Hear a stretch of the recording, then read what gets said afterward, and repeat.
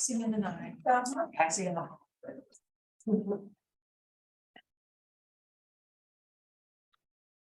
With it then. Did everybody get a paper on their way in? Yeah.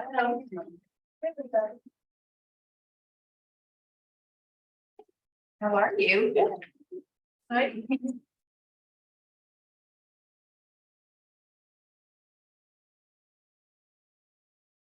You're welcome.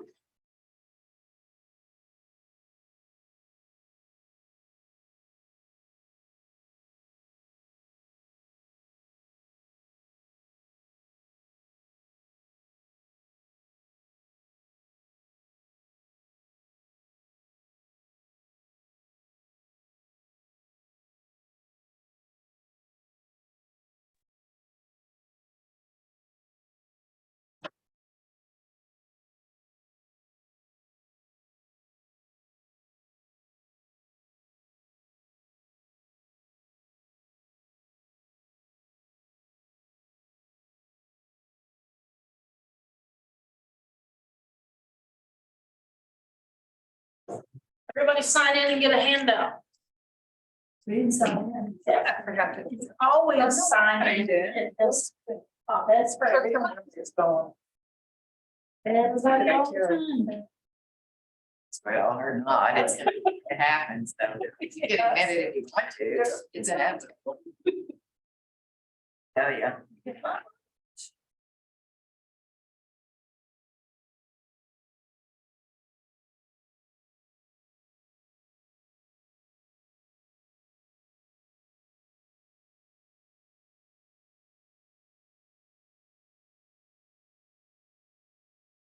Almost late for your own class, Bob. I am not. Because here, I said you're all. okay, but here's the rule. It doesn't start till I get here. There you go. I mean, so, you know, I can never be late. And you might be late. I'm thinking. Live through all my wise guy quips, everything else is easy. You're the wisest guy. I'm wisest, I know. Ever. It's that.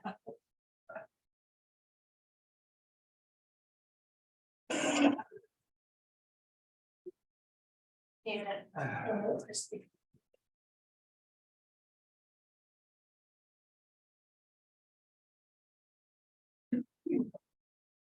like you've got the Zoom up, good. Oh. You guys hear me on the Zoom okay? We can hear you, Bob. Can you hear me? Yes, we can hear you. Okay, good. Be sure and get the paperwork from back. Read it. Let me know if there are any questions. If there are no questions, we're through. Be redundant.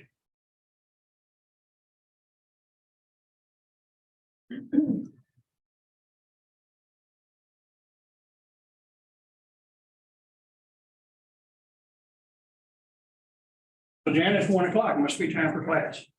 Yeah. Oh, sweet. Brilliant. Come right in. Snacks in the back. Anybody want some popcorn now that I just opened the. I'm sorry. I was trying to keep up something sweet and the bakery was closed only. Uh-oh. Oh, here's the. Yeah, help yourself, yeah. With So popcorn. Caitlin, you gonna come up and talk? Yes, sir. Okay, real quick, you can start your black, how about that? I didn't say, I'm just here. I'm just here to listen. Oh. How are you doing I'm doing now? well. You doing good? Running in circles. That's sweet. Yes. There's a mix of sweet and savory in there, you guys. I'm Caitlin Wilkinson. I'm with the Home Pro Roofing and Restoration. I just got, Hey, with it, slow down. I'm sorry. It's okay. I'm with Home Pro Roofing and Restoration. Okay. So we do commercial and residential and we do solar as well. We do water mitigation and fire restoration. Kind of a little bit of everything if it's not something we personally do. We've got a lot of guys that we've worked with for years that were very reputable, thankfully, and we can trust. Good. So we've got, That's the challenge, isn't it? that's the biggest challenge. Yeah. The first challenge, of course, is to prove that we're not just some guy with a ladder I'm Yeah. excited to be restricted, but And part of that comes from your relationship with the insurance company. yes, 100%. That was the biggest thing that I've had to realize. I don't have a problem with somebody telling me no, because there's always gonna be somebody telling me no. It won't be the first or the last. And So what have you got for us as realtor persons? for y'all, Help us with our clients. I really and truly, so in all honesty, I've just started to do the networking side for this. I was in the medical field for a long time, so, but I was on the side where everybody came to me, I was the point of contact, so I've got a general idea, but I think that there's just so much benefit to.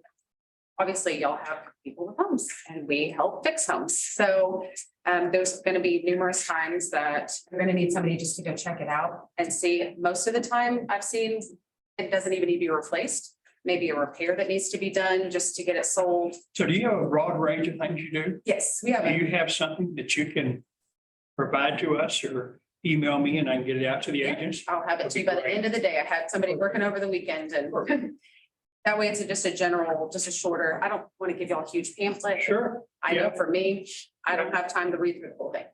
So. An email and then I can get it out to you because this is an important part of what we do for our clients. Because they will have situations that they, I'm actually in the midst, I didn't know about you, but I'm in the midst of restoration. Our whole personal home. We have plumbing breaks and flooring and all that kind of stuff. We go through that. And the reason I mentioned the insurance company is when the restoration people came out and they asked who my insurance company was.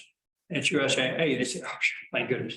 Because it's a terrible lender. That's a really good insurance. company. Amen. They really do great on the insurance side. They're And just, so the insurance part of that is really important. Because the relationship you have with them, because that's what's gonna go down the road, and make everything better. 100%, and every insurance company is a little bit different, Oh, yeah. just like real estate Yeah. offices are, but they are very strict. Insurance is our biggest hurdle usually. But we've thankfully realized kind of which ones we have the easiest time with and kind of try to network with them as much as possible. Farmers tends to be our easiest one, USA, always, I bet you'd say so. Yeah, There's some that work better than others. well, and understanding your deductible and how that works and how they're gonna send you money and work through that process. Most people don't understand it No. at a time until it's something Until it happens and they go, wait a minute, I have to pay how much? Mhm. What's, and the deductible is gonna change whether it's a weather related or not a weather related. Because if it'd been a weather related, our deductible was way up there. But since it was not a weather related, it was just our $1,000 deductible, which is a whole different ballgame. So those really come into play. That's where a good restoration company, a good insurance company can really help you and make a difference. So that's, we really look forward to, you send the information, we can get out to everybody. Sounds good. And thank you for being here. Yeah, I understand. I'll see you in a couple of weeks. Yes, I'll be here in 2 weeks Wonderful. and I'll be here early and hopefully with something different. If anybody has requests, Okay. let me know. Thank you too. Yes, I should have. Thank you, guys. Thank you guys. Appreciate you being there. I'm glad you got through the week, okay? Oh, yes, thank you so much. I really appreciate that. So have a good day. Thank you. Is it cold in here? Yes. No, it's totally. Okay, so I mean, it's way too cold and I'm about to just, do I have? Okay, not enough. Bring a blanket. Not enough. All right. Weather's better, yeah. It's always a challenge. And, all of us fight that in our homes. My wife and I have different, she's got to have lots of AC and fans, stuff like that going. And I don't, so it's a real problem. At the same time, she's furious about the money we spend.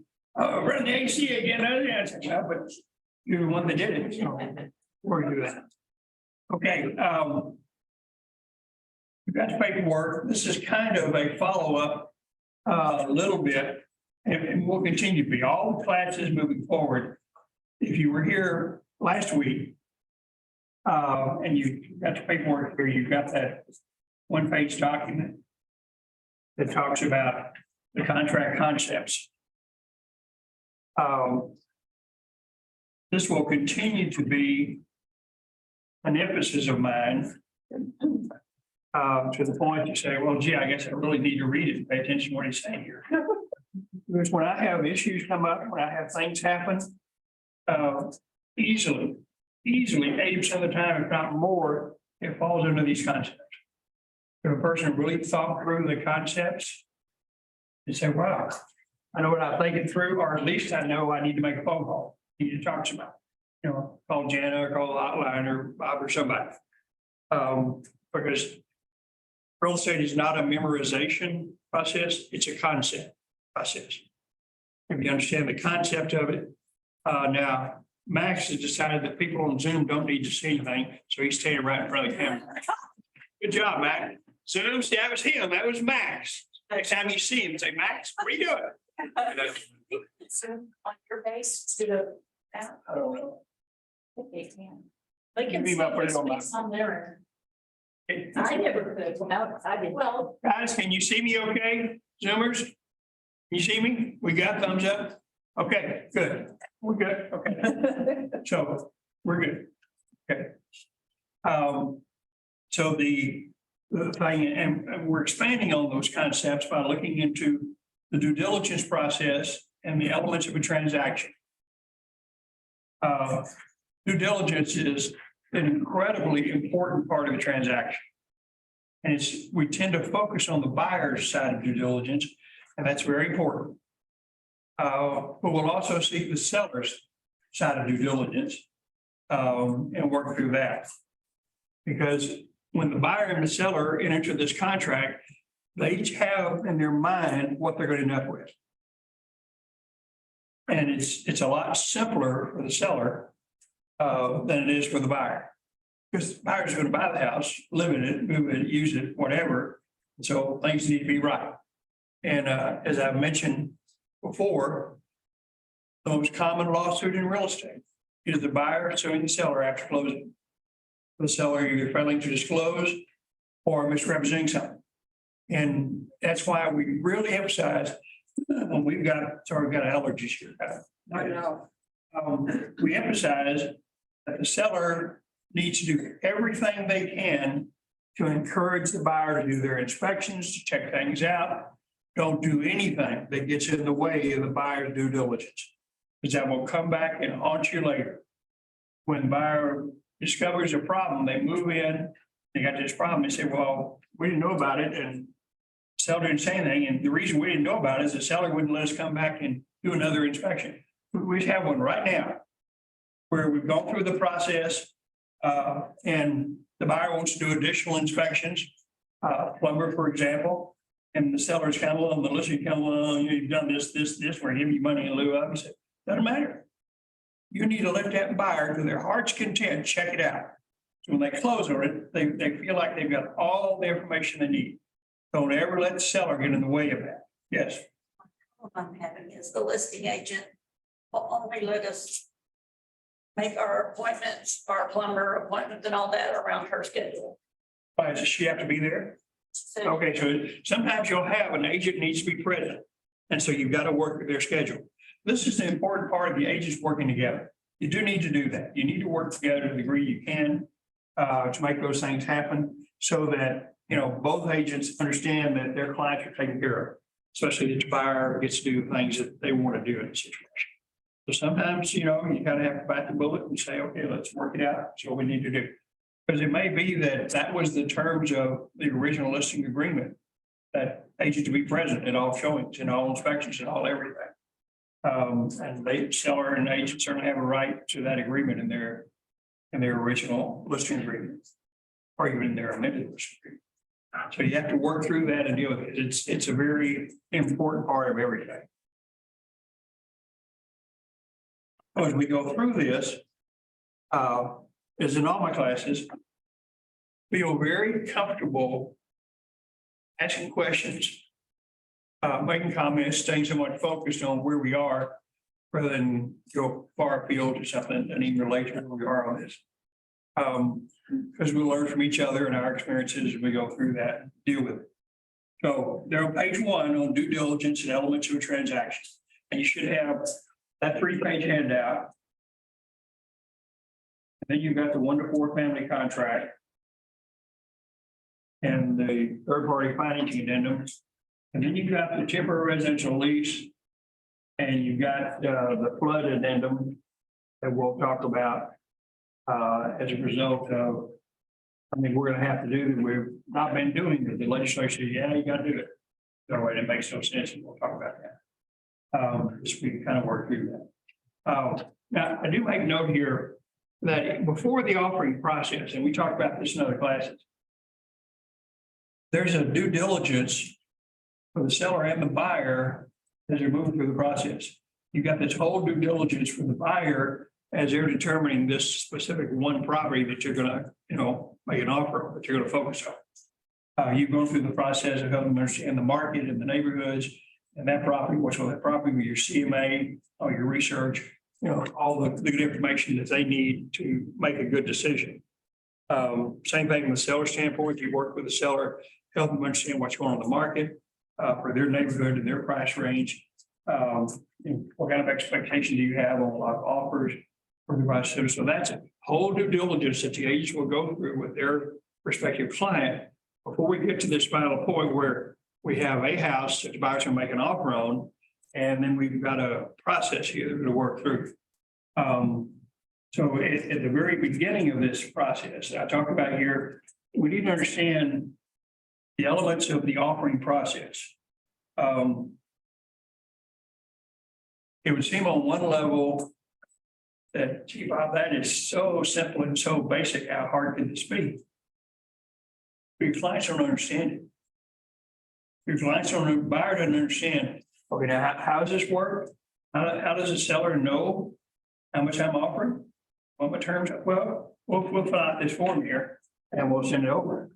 Oh, okay, good. And so you'll send it over to the seller, and then the seller would accept it, and we bought the house in. Is that how that works? Hope so. But, and we're talking about all the variables working through it. We need to understand the offering process. While it is basic simple, needs to be well understood by you. So as you're listening to your client, your buyer in this particular case, we first deal with the buyer, you've got a sense of their understanding of what's about to happen and how it happens and how we get from offer to contract. Because you really need to know what has to happen for us to get to that point where we're no longer in the offering process. Because, and we talk about this in dealing with the offering process. If you go back and forth, we're going to talk about how that works, and you're not successful, you don't have anything. Nobody has any obligation. Anybody, you move on, you go. And by the way, that's state specific. Some states actually have a process and actually have offering forms that have to be used. We don't have that in Texas. In fact, our little bit of a challenge in Texas, seller has no obligations to the buyer on any level. No obligation to confidentiality, no obligation to even respond to an offer. Certainly no obligation to accept a full price offer. Buyer says, what are you talking about? I'm doing everything you've asked. I mean, the price you asked, I'm closing when you want, I'm closing to your title company. I'm doing everything. In my offer, I've got everything you've asked. You have to accept it. No, they don't. Back when we were in the really, really aggressive, strong seller's market a year ago, we had a couple in the big conference room, and the buyers, and the husband was getting really belligerent. He said, don't they see the offer? Don't they know what we're offering? They have to accept our offer. We're legitimate, qualified. I mean, he didn't understand the process. He really didn't understand the seller has no obligation to understand it on any level at all. And we've got to help the buyers. Hey, here's how this works, and here's how this happens. For example, when a buyer makes an offer, once that offer leaves their hands, goes to the other side, they've lost all control over it. The seller owes them no confidentiality. In fact, in the NAR Code of Ethics, Article 1, Standard Practice 1-13, we have to advise our buyer that the other side is not required to treat their offer with any level of confidentiality. They can take your offer and they can say to the listing, hey, man, it's not a bad offer. I tell you what, send that out. Send that offer out. Everybody look at the house and see if they can beat it. He's total control of it. Buyer's lost total control. And we're supposed to advise the buyer of that. As you work through it, 'cause, you know. Even if the buyer in special visions put, this offer is confidential and the seller must accept the confidential nature of this offer. No, nothing in an offer obligates the other side to do anything. It's only once it's accepted and there's a contract, are there any obligations? And that's concepts we're talking about in 7 concepts. So we need for our buyer to understand that process and what they're getting, what they're not getting as you work through. And we'll go through the steps in the process. So here's the offer process. Here's a possible offer process. Buyer submits an offer to the seller. Now, ideally, what we're talking about is the buyer is going to submit a written offer using a track promulgated form, completed entirely, and the buyer is going to complete the offer entirely. Fill everything out, all appropriate addenda, and initial the bottom of the first set of pages, sign page 8, and send it to the seller through their agent. With the hope in mind that if the seller likes what the buyer's offered, all the seller has to do is initial the bottom of the pages, sign page 8, and communicate that acceptance, and we've got a contract. Buyer doesn't have to do anything else because they've physically done everything they're required to do in their original offer. And so the buyer needs to know that they need to do that. That's the ideal situation. What we have, and I understand it, I don't like it, but I understand it. You're doing this email back and forth and this text back and forth and these phone calls back and forth because you're so far apart. We're just trying to work on some of the terms, trying to get things worked out. We're kind of arguing over the title, kind of this, that, and that. Don't do that. Don't do that. Because we don't have any good documentation. We don't have anything that people have really agreed to. We had one that was this close to being a lawsuit. We kept it being a lawsuit, but it took a lot of back and forth to do that. Because the listing agent, our listing agent, communicated back to the buyer in a way that the buyer felt like they had a deal. Because they made offers, counter offer back and forth, and seller, the listing agent, basically said, yeah, my seller will do that. That's good. I said, oh, we got a contract. And what had happened before it all got signed off on is the seller received another better offer. And not only liked it, accepted it into a contract. And the first buyer was furious. Said, no, we've got a contract. They told us they would do what we've offered. We've got a contract. Well, they didn't. They didn't have a contract. And we throw variables in there, and we had variables in this. Buyer was an attorney. Buyer's agent was an attorney. And they were sitting there right for a lawsuit. Because we were ready. I'm not sure it wasn't their hobby to settle things. So we had to work through it and get it done and help them convince it. Unfortunately, the only really semi-good thing about that is the seller accepted another offer against our written advice. We said, you shouldn't do this because we don't think this person has been resolved. You need to have advice of counsel moving forward. So don't do this because it'll be a problem. And it was a problem. But we were able to finally work through it. And we finally convinced the seller to pay some money to the buyer, have the buyer who thought they were in a contract go away. That's all what happened. It worked. Shouldn't have ever gotten to that point, but it was certainly a lot better than dealing with a lawsuit.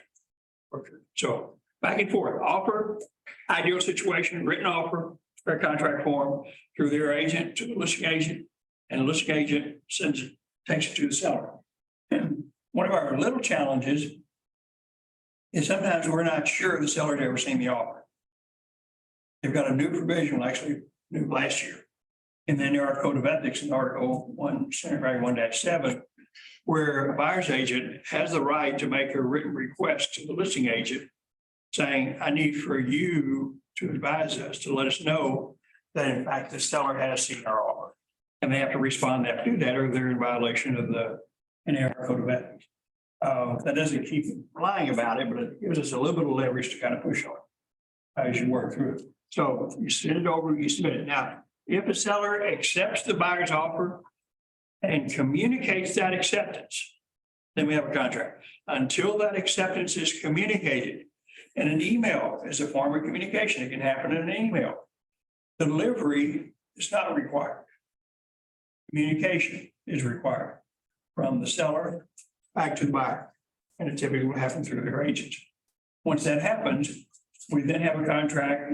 Listing agent, in that case, would go ahead and date it and say, yeah, got a contract, everything's good. The buyer's agent would then take that executed contract to the title company along with the earnest money and the option fee and things of that nature.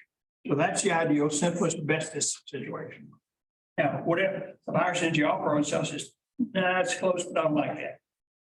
So the seller counters. Puts a counter offer back to the buyer. Now, we call them counter offers back and forth, but it's not a closed loop. It's a whole new offering process. When the seller does not accept the buyer's offer and chooses to counter it, that's a rejection. And the buyer is now free to go buy somebody else's house, have no further obligation to that seller. Now, the seller needs to know that. It's not a reason to accept an offer that's otherwise not acceptable. But they know they may never hear from that buyer again. So they go through the process. And when the seller is doing this, when they're making a counter offer, they can do it on the same form by changing whatever it is they need to change with whatever the new thing they want to have. Maybe it's just the price, change the price with the new price and initial it.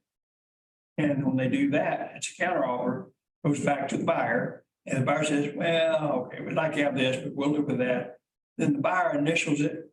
And remember, buyers already signed the initial, the contract, the offer anyway. So now the seller makes that change, makes that initial the bottom's first 7 pages, signs page 8, makes that communication, send you back over, we've got a contract. So that's that process at that point in time. Now, if the seller counters back to the buyer and the buyer says, I don't think so, and the buyer counters back to the seller, we continue to have this process that's an open-ended process. Once we have a counter from either side, it's totally open. Everybody is free from any obligation to anyone else in the transaction as you go through the process. And there's no limit to the number of offers and counter offers. I mean, it can be unlimited, literally. The challenge is in the business, what we understand is time is our enemy. The more back and forth we've got, the more likely we're going to lose the deal. So we try to get this thing worked out to a level that everybody says, yeah, okay. Without telling your client what they have to do, they need to understand that the longer we keep going back and forth in this offering process, the more likely we'll have nothing. So kind of try to work through that process a little bit. But as we go back and forth, and literally, I mean, and back when we had, actually, we saw it the most when we had a strong buyer's market. We're going back and forth, back and forth, back and forth. We'd easily see 8 or 10 or 12 back and forths. And the challenge that you have with that is that if you don't clean it up at some point in time, if you keep lining through and put the new thing on there, and initially at some point in time, you don't know what you have. It's real messy. It's a real problem. So you need some point in time, you need to recognize, and I'm not even sure what we agreed to. I don't know what the last thing was we agreed to. And so you clean it up. You take a whole new form, because you've got it on the computer anyway, and you go and work through it, clean it up and get it to a new place. And work through that. What I do with it. A new contract one, Oh. not addendum, not addendum. Oh. We don't have a contract. We don't have a contract. We don't use addendums in the offering process. Right. Does that make sense? So. So what you do is, once we get to that point where you're the buyer's agent, and this is the third counter back to the seller, and you're getting ready to make another change in the price of the title company or some term, so, you know, I'm not even sure I know what the last one was. So you stop, you pull out a new contract form, and it's actually on your computer. You got the parties, the property, and everything. And you go ahead and you draw up a new offer from your buyer over to the seller with the terms that, as far as you can tell, are the last terms the seller liked and they were agreeing with. So you clean it up and you have your buyer go and sign off. That's a good clean, so there's good clean communication, less of a dispute on what we think we've agreed to as you work through that. It's a judgment call on the part of the agents, because you will, as you go back and forth, you'll get to a point where you're saying, I'm not even sure what the last point was, what the last number was, because you've got them up here and down here and on the side and down there and around there. You say, I'm not even sure what we've agreed to here. So it's wise to clean it up as you work through that. That makes some sense? We're good? Question on that process before we get to the contract process? So they're on page 2. Contract process. So, we had this offering back and forth. We had communication of acceptance. We have a binding contract. This gets a little bit back to the concept that I talked about last week on that one. You've got the contract concepts. Understanding that once we have a contract, these 7 things that you have, 7 contract concepts now apply. So these 7 things are things that you need to make sure. This probably will be a good reference thing that every time you're in the process, you've got this to help you know what's going on at any particular step, any particular point as you work through that. So you've got a contract. You've got these 7 concepts, and we'll see in the due diligence process how some of these 7 come into play with some of those situations. Now, this is where you'll want to pull out the contract form, the 1 to 4 family contract form, because we're going to talk about different due diligence processes of the buyer and which paragraphs are involved and why they're involved. The understanding that you have of this is incredibly valuable to your client. And the more they see you understand how this works, the more confidence they have in you, which is incredibly important. Because it creates that trust factor that when you ask them to do something or advise them to do something, they're likely to do it because they trust you. They can see that you know what you're doing, that you understand the contract. That you may or may not have memorized it, but you understand the concept as you work through that. So the very first one, dealing with the buyer due diligence of the property. Now, we're going to take an ideal situation where it's a property that the buyer has actually, they've seen it, they've viewed it, they've physically been there. Before they actually, get into a contract, they've gone through that process. That's ideal. We do have to recognize that that's not always the case. In fact, we've got forms, sight unseen offers that we have for the buyer, sight unseen that we have for the seller.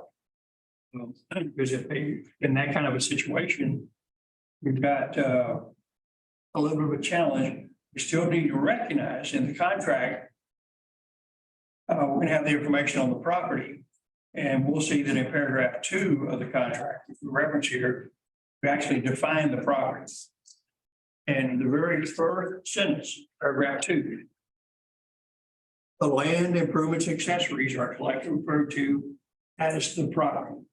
That's a defined term. So the buyer needs to understand this is what you're buying. You have this land, you've got improvements, you've got a house, maybe you have things in the house, which you'll see in paragraph 2B. Maybe you have other things in the house, and see in 2C. Buyer needs to understand all these things are included in the property that you're getting ready to buy that we're defining in paragraph 2. All that is there. So we need to help the buyer understand that when we define the property, it tells you what you're buying. Part of their due diligence is to make sure that what they thought they were buying is what they're getting. All the way from we had a buyer, actually was out of the Rockwall office. At closing, we discovered they were closing on the wrong house. They were in contract on the wrong house. There were 2 houses, very similar, same street, and they'd seen both of them. And evidently they said to their agent, yeah, we want to buy this one. Their agent thought they meant this one. Oh, God. And they wrote their offer up on this one. And they're about to enter into contract. And the big difference is one was a 3-bedroom, that was a 4-bedroom. Oh. And that was kind of big, otherwise they're very same neighborhood, very similar price like that. And so we had to work through a situation. So one of the things that the buyer needs to do is make sure what they think they're buying is what they're buying. They really are buying that house. And they should go through that process, first of all, by seeing it in the first place, and then seeing it again and understanding and accessing the property through inspections and other kinds of things and checking things out to make sure that they're all on the same page as they work through that. Because it would be, so they need to understand, here's the property you're buying. And here's the legal description on it, here's the land, here's the address. And then it's really important that they also understand a big part of the due diligence of the buyer is to make sure they understand what they're getting in the way of what's in the house, improvements and accessories. What's the seller leaving? What's he taking? That's one of your big jobs as both agents to make sure that's understood. Paragraph 2 is still the most expensive paragraph for agents. We write more checks for paragraph 2 than any other paragraph. Because you let the buyer believe they were getting the refrigerator. Oh, yeah, it's built in, not a problem. That stays. And it wasn't built in, it didn't stay. And it's a problem. And so there's a due diligence that you go through.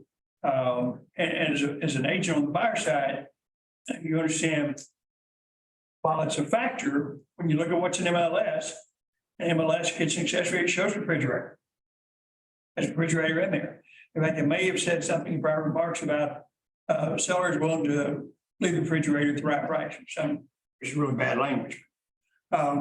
So the buyers really got this sense that, well, the refrigerator stay. And seller takes it.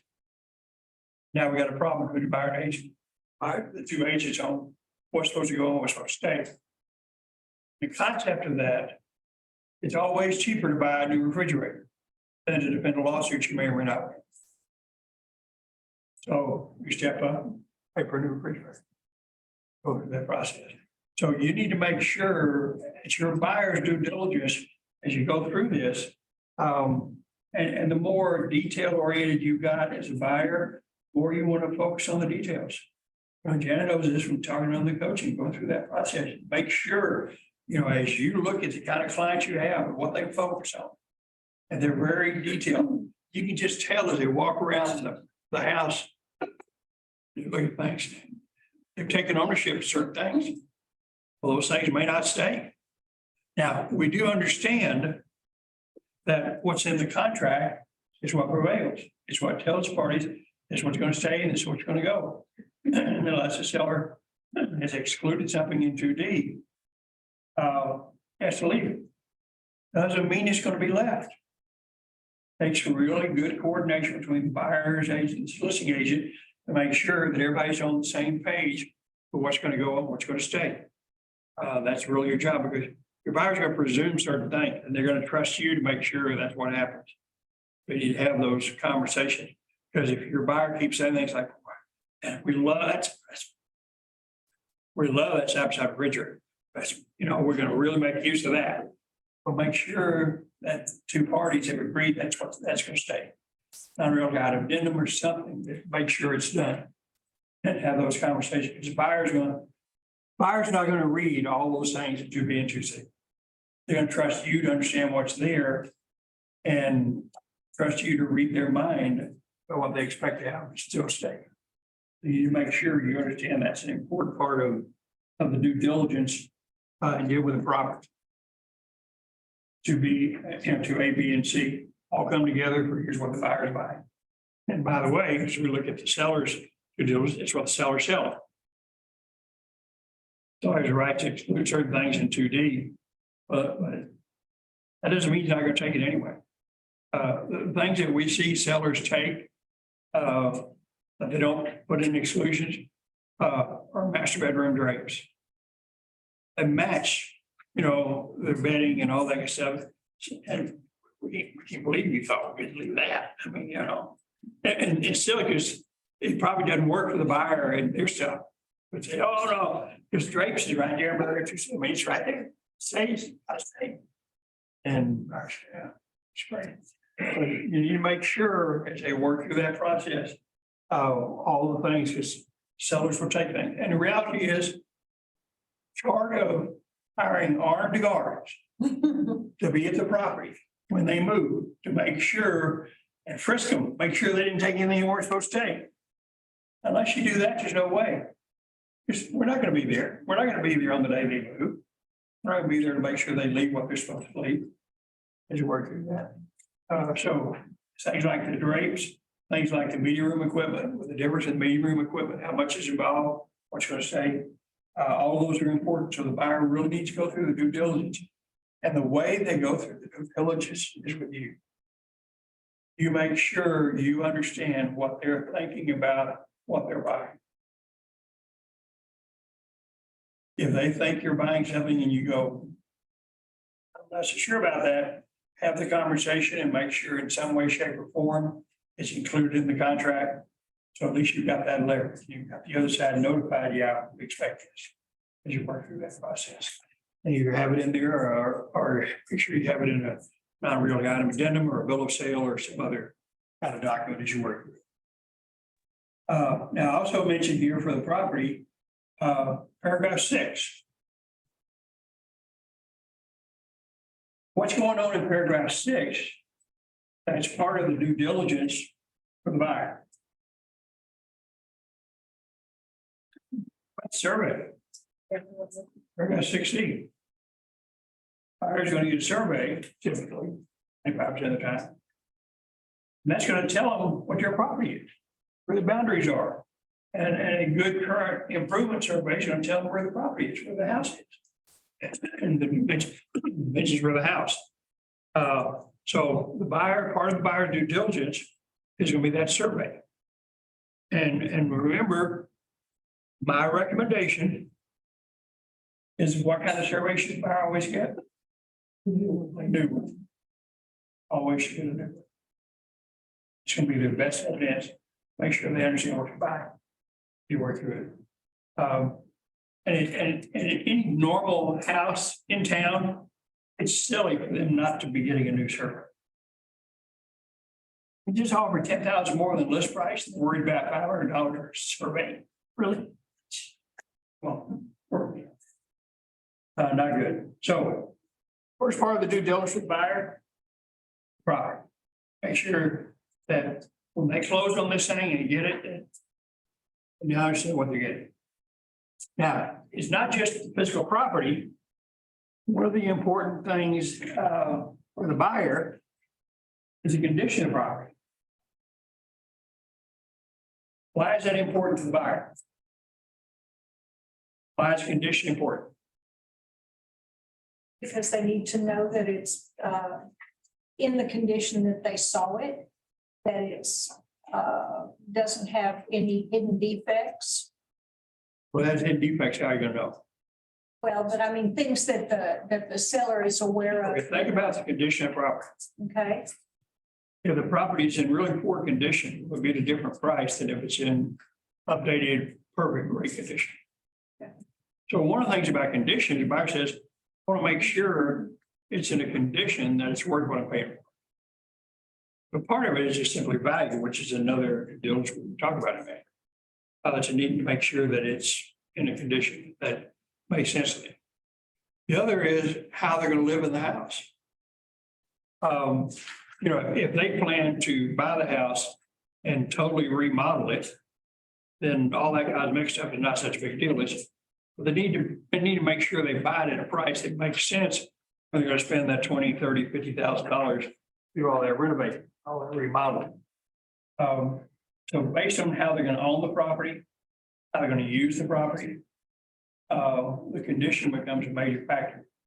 One of the favorite phrases back when I was doing production that I like to use is I used to like to say to the buyer, I want you to think about how you're going to own the property. I just live in it and I just make payments on it. I can own it. Owning is going to be that whole thing. How you going to live in it, how you going to value it, how you going to use it, that ownership factor.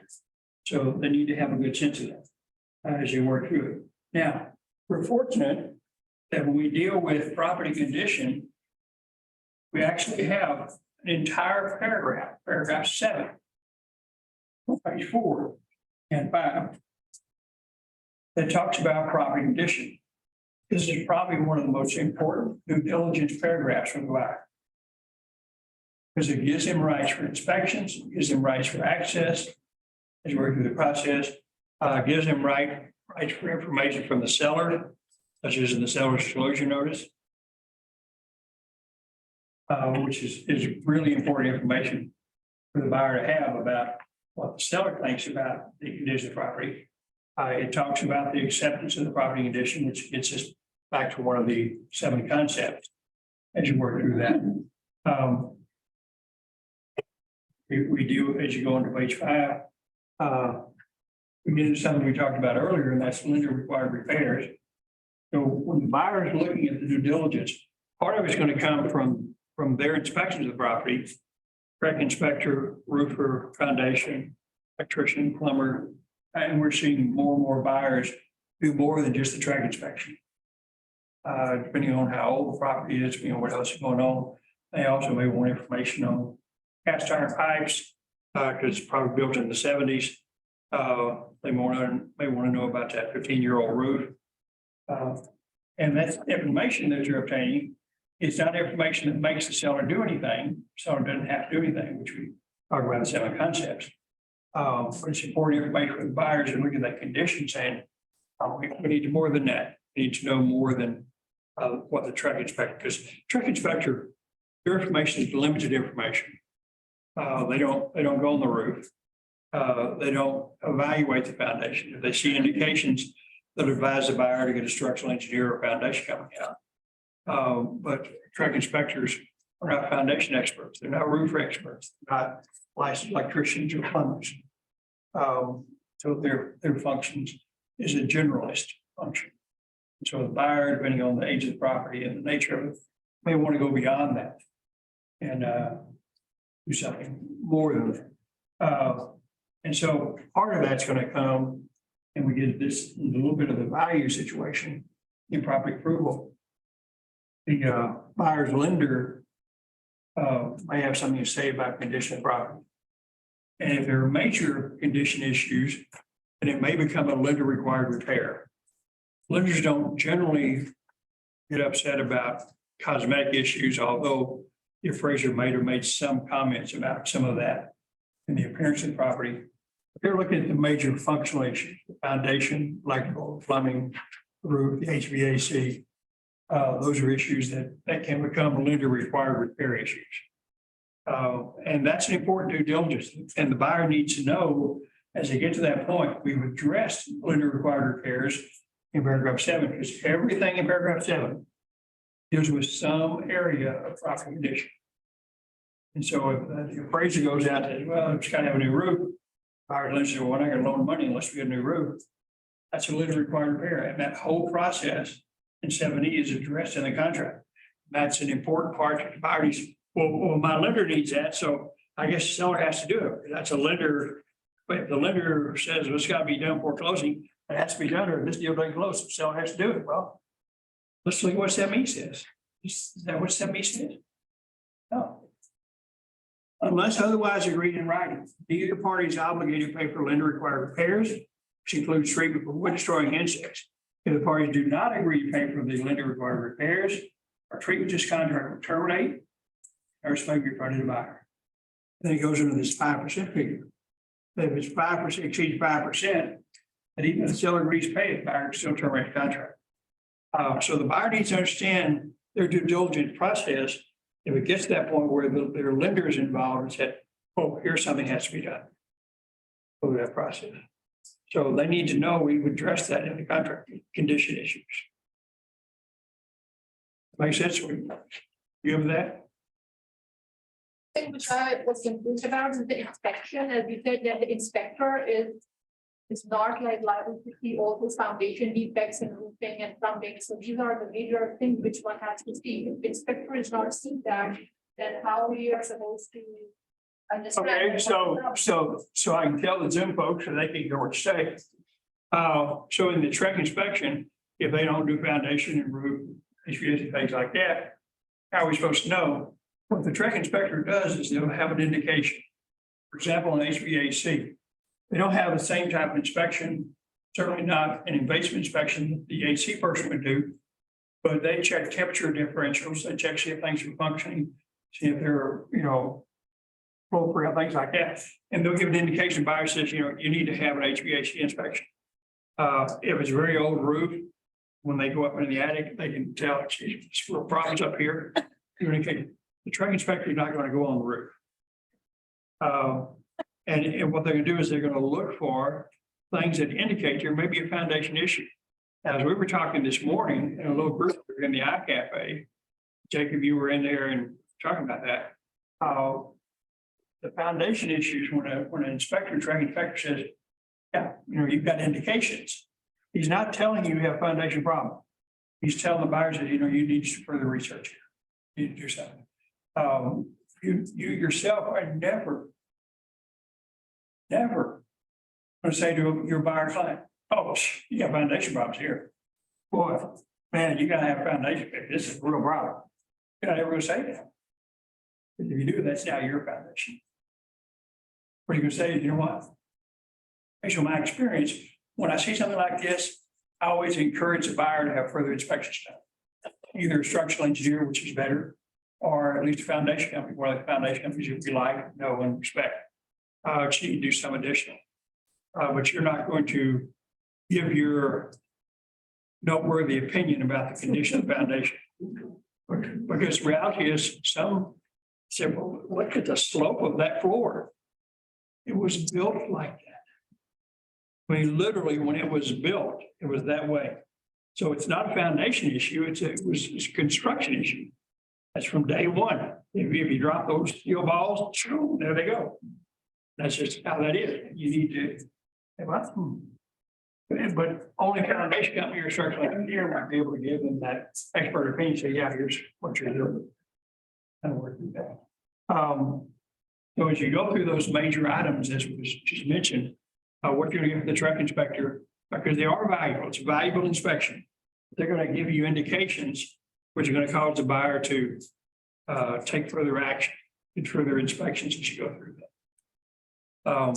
Now, when you've done inspections, trade inspection and other kinds of inspections, buyer then has some good information as they go through their due diligence. I want to make sure the condition of the property is such that it's worth what I'm paying for. And it's the kind of property that's in the condition that we can live there and throw a party and have a good time.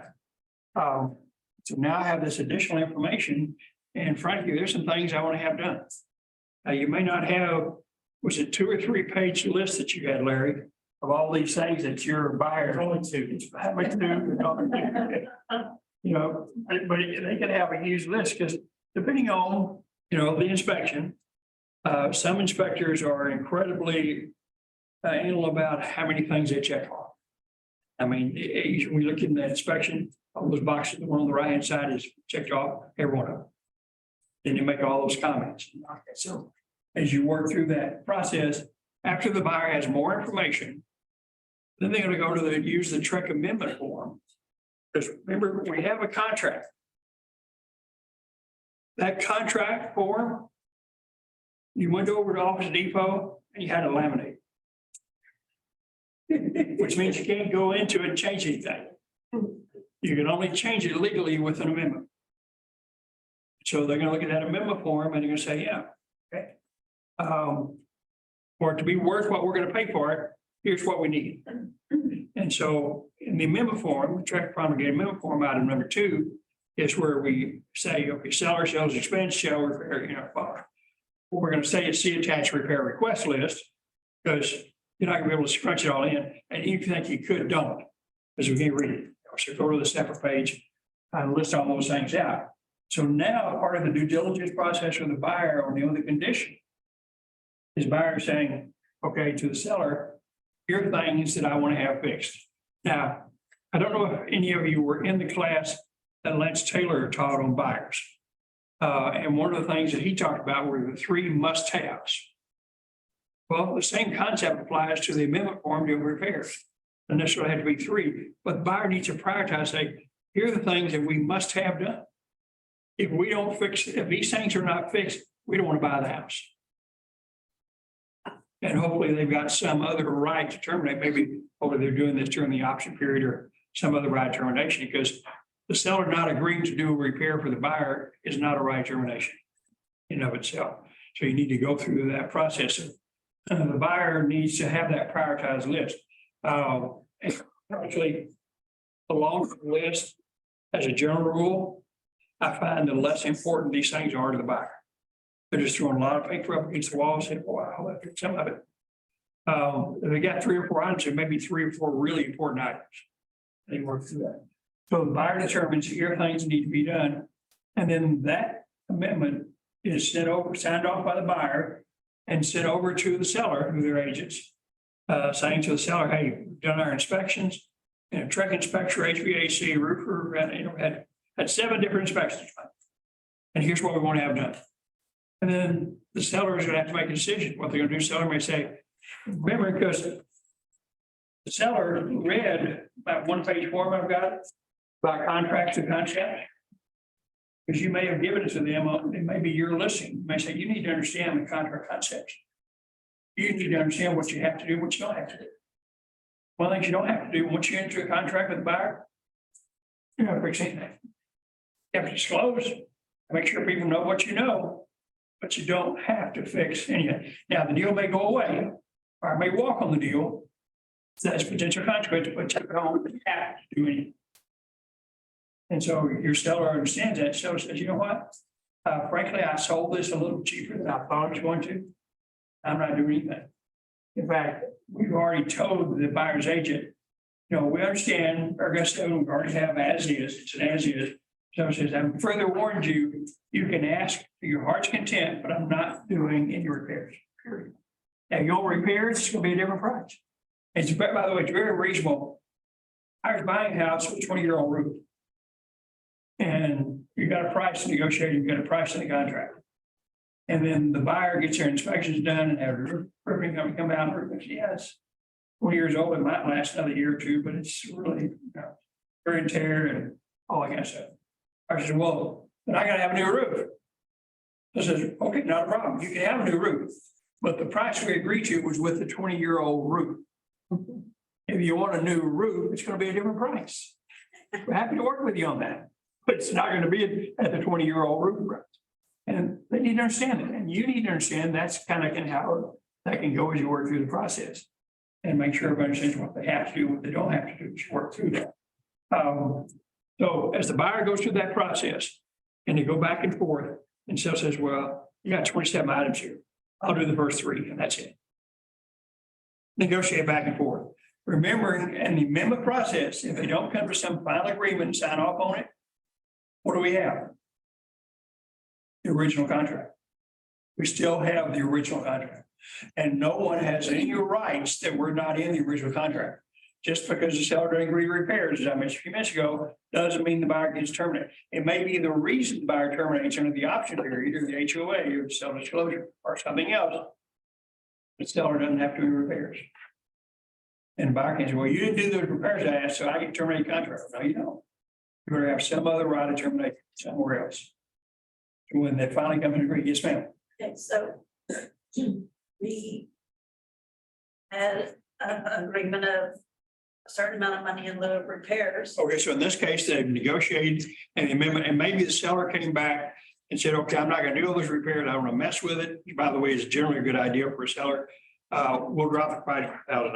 Right. So in the amendment form, item number 9 in the amendment, where they establish that they're gonna reduce the sales price by $9,000 over repairs. So the question is, But you can do more inspections all the way up to the day of closing. yeah, a buyer has the right to do access to the property inspections all the way to closing, So what if you as have, long as it's at what? Reasonable times. so if you have more inspections and another plumber comes out and finds something else that we weren't aware of to begin with, now what? So the buyers, they do their further inspection. Let's say they're doing another inspection the day before closing and they find some problems. Say, they say, oh, whoa, we didn't know about this before. We want you to fix this too. I said, no, I'm gonna do it. If you don't close your default, I'm gonna keep your inspection. I might sue you. Just because you've discovered it, and you point, it's just like the very first day you discover things in the first part of the option period, and you're doing your inspection, you discover things. You can ask the seller to do these things. Seller said yes or no. They're not required to. You know, the only leverage a buyer could have it off is, well, the reason we didn't know about it before is that you wouldn't let the inspector in that back room. Now we got to the back room and we see these things. So we think you just failed to disclose it happened, but that's you don't want to go there because that may take an attorney and all kind of challenges. But that sometimes happens as you continue inspections, you may continue to find stuff. What your buyer needs to understand is they get all this additional information. What they're really obtaining is information for their own purpose. Like your buyer said, I kind of, for my own peace of mind, I kind of want to know about that little plumbing stuff. I just want to know about it. But you need to understand, if they discover what the problem is, that means someone's got to fix it. But they just may, for my own peace of mind, I want to know. Some buyers, when they discover what the problems are, they may not want the seller to do anything at all because they don't trust how the seller's going to do it, even though we talk about that in paragraph 7F. But you know what? We're going to remodel the house anyway. Or you know what? Remember who we are? We own a large, huge residential general contracting company. We're going to do all the work ourselves, a lot better and a lot cheaper than what the seller would do. So we don't need him to do it. But because we're going to go there, let's negotiate a better price. So they may not want it, but as they get these, once the buyer has passed rights of termination. And remember, when they pass certain rights of termination, you always advise them. When the option period's about to go up, you say, you know what, this really important right of termination is about to go away. Now, you don't have to do anything right now except understand this is about to go away. This was your most powerful right of termination. It's about to go. So at this point forward, if there are no other rights of termination, it may not be. If there's no other, this is your last chance to get out of this deal. Otherwise, your earth money may well be at risk if you can't close. So each one, option period, you don't have a sales disclosure notice, HOA, buyer approval, financing 2A, then the property approval in 2B. All those points, every time one of those contingencies is about to go away, you need to advise your client. You need to, in writings, it's an email saying, here's an important contingency that's about to move, it's about to go away. Buyer approval is a great example. Buyer, you don't have to have approval by this point. There's no requirement. It's about to happen is that contingency is about to go away. So if the reason you can't close is because your lender is not going to give you the loan because you lost your job, sorry, you don't close, they'll hold you in default. They will or not, we don't know. But as you go through that process, buyer needs to know they're losing that contingency. That's all that's happening. Not required to do anything except accept the fact that that contingency is about to go away, whatever it might be. And so because you're doing that all the way through the process, when the buyer is obtaining inspections, whatever they might be, you need to have an awareness of what contingencies are still there or not there. And it may well be that you're going. I mean, you got a property, it's not managed HOA, it's a cash transaction. There are no appraisal issues as you go through it. You've got sales disclosure notice. The option may in fact be the only possible termination other than calling the seller that he's done something fraudulent or whatever. May not be anything at all.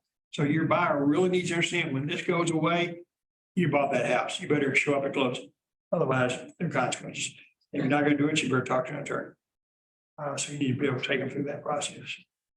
But they can still ask Oh, yeah. after. Oh, actually, there is They can no still limit. ask. On the day of closing, we've had buyers say, oh, by the way, because there are some buyers who are negotiating all the way to closing. In their mind, a binding contract is kind of a starting. During the walkthrough, they may have noticed something that when the Uh-huh. people moved out, Yeah. there's a huge hole behind the cow. Oh, yeah. Oh, and you will.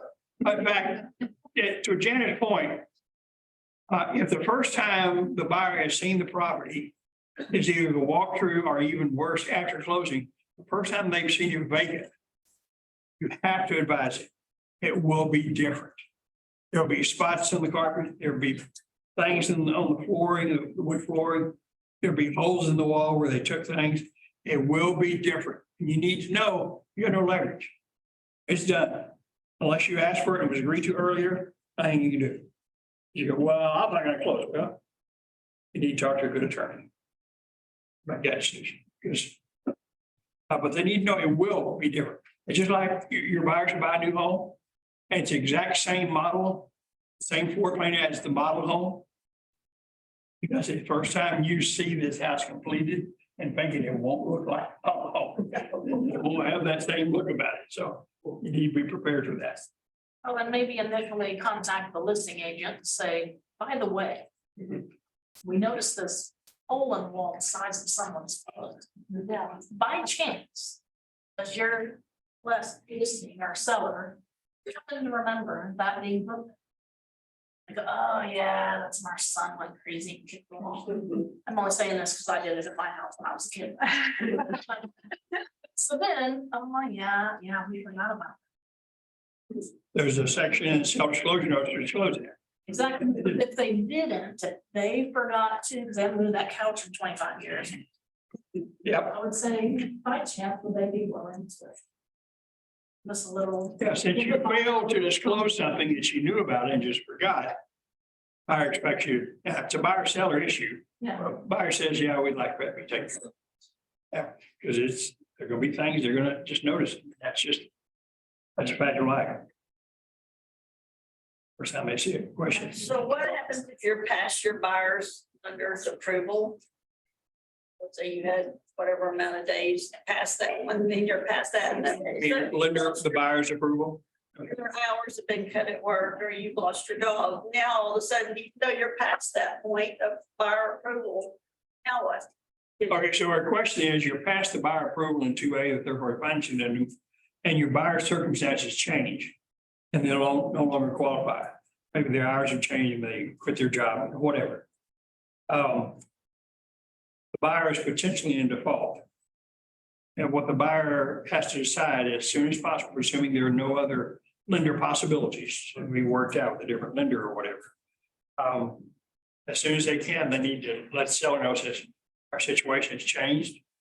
And often it's more of a tragic situation than that. Someone died in the family, someone is ill. The buyer also was diagnosed with a fatal disease. And so they try to get this. I say, we didn't mean for this to happen. Here's the situation. I love overtime, that's fine. We'd like to request that you release us from the contract, and even though we probably don't have a right to it, how about, and we have theirs. Maybe you'll end up splitting it or working some settlement out.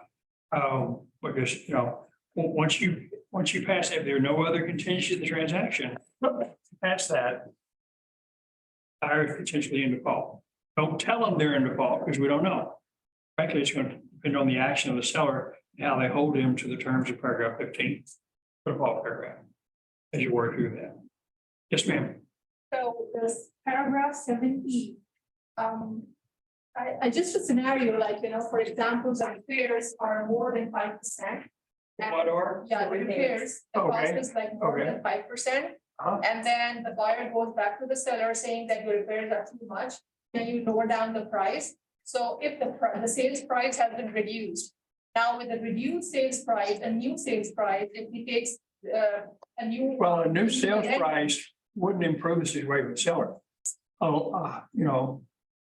Higher sales price would help the seller. Let's say that you're 800,000 and your repairs are $41,000. That's more than 5%. Well, the seller, if they amended the contract and changed the sales price to $1 million, and that 41,000 doesn't exceed the 5% anymore. So if they lower the sales price, that's not going to change the right of the buyer to terminate under the 5% rule. Change anything. No, it's not. Here's your other little challenge with the 5% rule. And by the way, it's a valid thing. When you've got a buyer buying in a higher price range, 800,000 is a good example. So if repairs, lender required repair, and those are how much we're talking about, lender required repairs. If they exceed 40,000, that's a lot of repairs.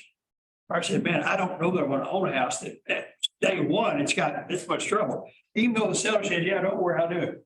Maybe something as simple as a new roof, whatever. But the buyer said, right, our challenge is we don't have anything in the contract that defines whose number are we going to use.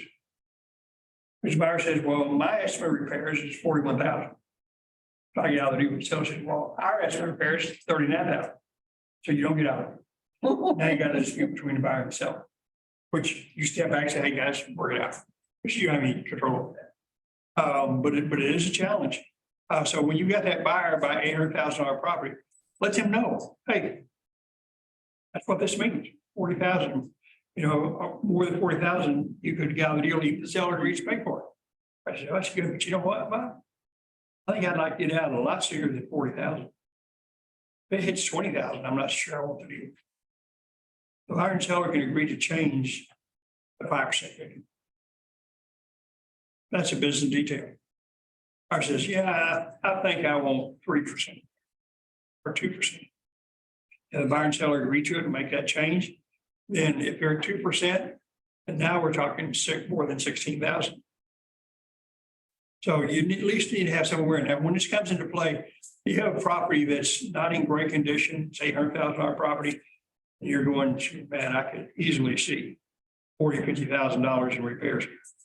At least have the conversation with your buyer. Your buyer at least has some awareness of what may happen. And gotta do. Makes sense. Now, paragraph F deals with this process in the amendment for doing these repairs, what the buyer and seller have finally agreed to. This addresses the repair issues. It was really the language which was changed 2 versions back was really treated, it was caused to keep the seller from doing stuff on their own. It's got to be licensed or it's got to be a business and that's what they do kind of thing. What they're proposed for the new contract forms, which will be addressed by Trek in the November meeting, is requiring paid invoice, require that we got some additional language. Because right now there is no requirement for the seller to provide receipts. Now you will, as you represent the buyer, in the repair amendment, you'll request that. And make sure you request it, that you request it in a way that's legible paid invoices prior to closing, say 3 days prior to closing, some time frame. That's not always possible. It may be that you're finally doing work towards the end there. But a lot of times you get, especially the handyman people, you got something that just, $6,000, $300, and have no idea what it was. And you can't even read it or whatever. You don't know if that thing was requested repair amendment or not. So that's something that we want to make sure. It's why I'm a fan of money in lieu of. If you'll either do money in lieu of, or even better, drop the sales price. Reduction of sales price is even better. Because even with the lieu of repairs, because frankly, if you got the seller, you don't want your seller having to do all these repairs that may only need to be done with this buyer until we know this deal is closing. So, seller says, okay, we'll do in lieu of. That way, in lieu of repairs only gets paid at closing as a deadline. So reduction in sales price is better because not all lenders like any reference to repairs at all, including in lieu of repairs. So if you're going to work through the process, and the easiest way to handle if the seller buyer agree that the seller is going to do, say, $2,000 in lieu of repairs, don't even make a reference to that in the form. Go to item number 4 on the amendment form, and you're changing what's in paragraph 12A1B. Seller concession to the buyer. And lenders accept that easily as long as it doesn't exceed the cap amounts. That way you don't have any reference to repairs, and the buyer's going to get the money, so going to get it at closing so he can do whatever repairs he needs to. It's not a lender required repair, so the lender said it's got to be done before closing. Much better scenario. That makes semi-sense. Don't tell the lender. Even if you mention it, it's a. Also, the lenders are underwriters, they're going to come in and say, So flying. we heard red flags, we're coming in here, what is that? That's why you don't. Yeah, because if there are lenders out there, say, okay, we know about repairs, we understand about repairs, but we don't want to know about repairs. Don't tell us. It's crazy. But that's a big part of the due diligence here in paragraph 7. For the buyer in dealing with the condition of properties, that's that whole paragraph dealing with that. So you need to be right on top of that as you work through it. That make semi good sense? Yes. Good with that.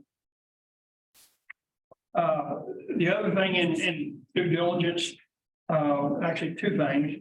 One, environmental matters. There are 3 EPA phase inspections that can be done. that may likely be done. Phase 1, 2, and 3 are likely.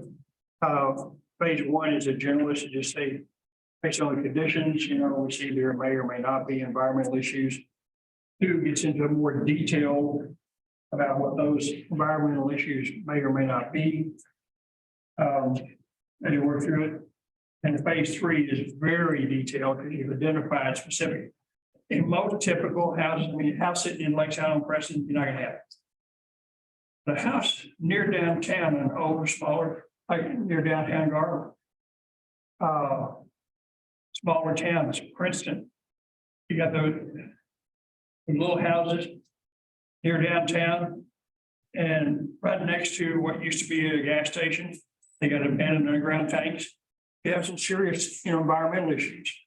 Went through that whole process up in Frisco with the lead base paint battery factory and stuff leaking out through the creeks and everything. So there are circumstances, depending on what's on the property, that you may want to recommend use the environmental addendum that addresses where the buyer does phase 1, 2, and 3 inspections. So you at least need to have some awareness. H, residential service contract.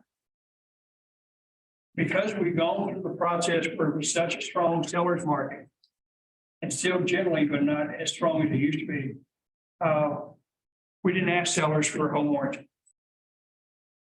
That's a mistake in my mind. And I understand everybody's got a different set of experiences with the effectiveness of a home warranty. I've had good experiences with them. And if it's a good company, and there's several good companies in our area, I think a buyer should get a home warranty. Even if you're not able to get the seller to reimburse the buyer for a cost of it, or maybe negotiate some split or something, I think a buyer should get a home warranty. It's a good due diligence thing for the buyer that helps them with a lot of system issues. A good home warranty on an older house, one good example. Inspection came out good. HVAC was working good. Everything was fine. Temperature differentials were fine. Everything was good. But the HVAC system was 20 years old. It's going to go out any day. I mean, literally, you're lucky if if you have your situation in May, you say, wow, go way earlier through the summer. The kind of summer we had, there were a lot of systems just went out. If you had a good home warranty company and you spent that $800, $900 on that, that's cheap. Cheaper than paying that $12,000, $15,000, $20,000. Yeah. If I had a situation like that where I gifted my buyers a home warranty at closing. Good idea. The closing period. When we had inspection, again, AC was perfect. Remember that an inspection is a moment in time. It does not mean the life of a product. So the very next day, they were moving in August. In Texas, they were coming from New Jersey. Yeah, it's not nearly as high. Yeah. AC goes kaput the very next day. Yeah. I put them up in a hotel for 2 days. We waited for the warranty company to come out. They then said, we can fix this. Happened to be my client said, can we just have that money? We'd like to upgrade the system. And they said, as long as you understand that's going to cost you more. And they said, that's fine. Give us the 2,500 or $3,000, whatever it was. We will then upgrade the system ourselves. Perfect. So somebody. That was a good investment, wasn't it? That was a good investment for you and for the buyer. Yeah, I've now done 3 deals with them. Yeah. And I think a home warranty. Now, from an E&O standpoint, one of the things that needs to be in a transaction from our errors and omissions insurance needs to be on state promulgated forms, such as the TREC forms. Needs to be an inspection somewhere in the transaction. There needs to be a home warranty. If you go to our vendor wall, which is back behind you down around the corner here, Okay. we have vendors on there that people in the office have had success with. And there's several home warranty. And always make sure for your buyer, when you do that, let them talk to the different marketing people, the different home warranty companies, and choose your own. So that if they don't do what they want you to do or what they expect you to do, they don't fuss at us on it. And do work, and you make sure you have a good relationship with the marketing people, because they'll get things worked out. Yeah. So Well, I think a home warranty is a good thing. Yes, sir. So I buy every first time home buyer a home. That's a good idea. Not experienced home buyers, they should know better. Yeah, they should get one. Yeah. But I also tell them it's not free. I'm gonna call them 4 times a year. And I need a referral every time I call. I think I'm joking. No, it's good. I'm not joking. They find out pretty quickly you're not joking. So that's a very valuable, very good thing. The other thing that we want to talk about on a condition is paragraph 10. It deals with possession. And the reason that this is the due diligence part for the buyer in dealing with condition is it tells us a condition under which the seller has delivered possession to the buyer. Present condition. That's the day the buyer and seller enter the contract. What was working then has to be working later. What was there then, unless excluded, has to be there. So it's an important part of due diligence for the buyer to understand, here's that point in time that counts. You need to be sure that you understand that. With that, the condition is a major issue for the buyers that go through due diligence. That's why the inspections are so important. And that's why we got the right for the access to property inspections of the buyer in the contract from 7A. That's a very important part. Price and expenses. Paragraphs 3, 5, 6, 7, and 12. Of course, the easy one is paragraph 3. That's where a buyer said, yeah, I'll give you $400,000 for the house. Paragraph 3C. 3 and 3B, and this is where I'm getting the money. So expenses. Paragraph 5. The expenses we're dealing with in paragraph 5. Earnest money and option fee. What's important with that is for them to understand how we determine how much that's going to be. Is this negotiable? And your big picture of the market and the property and what's going on will help you determine whether or not, it should be what some percentage of the sales price, it should be more. If you're in a competitive offer situation, that all comes into play. Both the earnest money and the option fee. And you'll help them negotiate. Now you understand negotiable, and here's the why of it, here's how much it can be. And if you want to offer a different amount, you can certainly do that. And the timing of it. Buyer needs to understand the timing of money they spend. For example, when they do an inspection, they're paying for it then. Doing an appraisal depends on the lender. Maybe in the original thing with the lender, it may be handled later when the appraisal is done, and maybe handled as a line item with a CD with the lender. Or situation, but inspection back in, but ours made an option fee right up front. As soon as they're in a contract, 3 days. So they need to know, if you agree to $5,000 in earnest money, then you need to make sure you transfer funds and you get that $5,000 in your account for you to be able to pay the money to the title company for that same thing, $5,000 in earnest money and $500 for the option or whatever it is. I need to know the timing of the money you're going to have to come up with. So you need to make sure they understand that, because it's always a unpleasant surprise when they find out that $5,000 check or outcome is not good. Because they didn't get their funds transferred in time. You have to work through and deal with that. So 5 is important there. Paragraph 6. We're talking about, price and expenses here. And deal with paragraph 6. What do we deal with in paragraph 6 that may be a price or expense? Title policy, Well, could be, it's negotiable, could be buyer or seller. right? Shortages in area? Well, if again, negotiable, if the buyer decides he wants the shortages in the area, or to amend the exception to paragraph 6A8, Survey. survey again is gonna be negotiable, who's gonna pay for it. Now, if they're listening to you at all, because you're listening to me, you're gonna say to the buyer, the only option here is who's gonna pay for it. Because you're gonna get a new survey. If you're gonna pay for it, or you negotiate with the seller, pay for it, but you're gonna get a new survey. Why not have a new survey? I know you're not listening. You don't have to, but you're gonna get a new survey. You just have to decide who's gonna pay for it. Well, I can't negotiate with the seller to pay for it, so who's gonna pay for it? So take what? I'll pay for it. Just get a new survey. Now, 1.2 billion. And you've got a nice 3% commission coming. I'm paying for that survey. That's not a problem. You good with that? Now be careful how many of those things you give up, by the way. Not a fan of giving up commissions, but there's certain instances you make a judgment call on your people. Now, what about, as you go through the process, in paragraph 6, and you're dealing with all these different kinds of things. How about dealing with 6B commitment?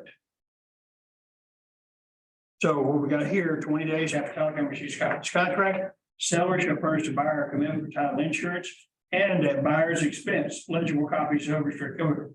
So buyer has some expenses in dealing with the title commitment. And then depending on how the contract gets negotiated, they could have expenses with amending the survey and 6A, as Jana brought up, dealing with the survey issue, depending on what they ended up with there. So they may have some expenses to deal there. Yes, ma'am. Question, let's say the owner passed away, the owner of the property, and what about the survey? Can you point it out? Going to court, You want what out? if the owner passed away, Yeah, there is and the court needs to, you need to have some files because there is no survey. Right? why is there no survey? You cannot find it. It went to Okay, it court. doesn't have anything to do with them passing away. Many sellers think they have surveys, they don't have surveys. So if a seller doesn't have or can't find a survey, don't ever let the seller be in a contract with 6C1 checked off. If the seller agrees to a contract with 6C1 checked off, if they don't have a survey, they're gonna automatically pay for a new. So you're gonna negotiate 6C2 or 6C3. So it's gonna be your job as the agent, litigate, for example, to not let your seller accept something that's got an expense that they know they're gonna have. Let's go ahead and go to 6C3, where the seller's gonna do pay for a new survey. Rather than, because if he doesn't have one, and many times, if a seller's owned probably 10, 15, 20 years, they have no idea where it is. And I'm sure they ever got one, well, they did, you know. So if you have something like that and you know that's fact, it's gonna be your responsibility to pay attention to what they accept in the offer. For you. Makes semi good sense? So some of those expenses and that you have there. Now, what do you have in 7? What kind of expenses do you have in 7? Paragraph 7.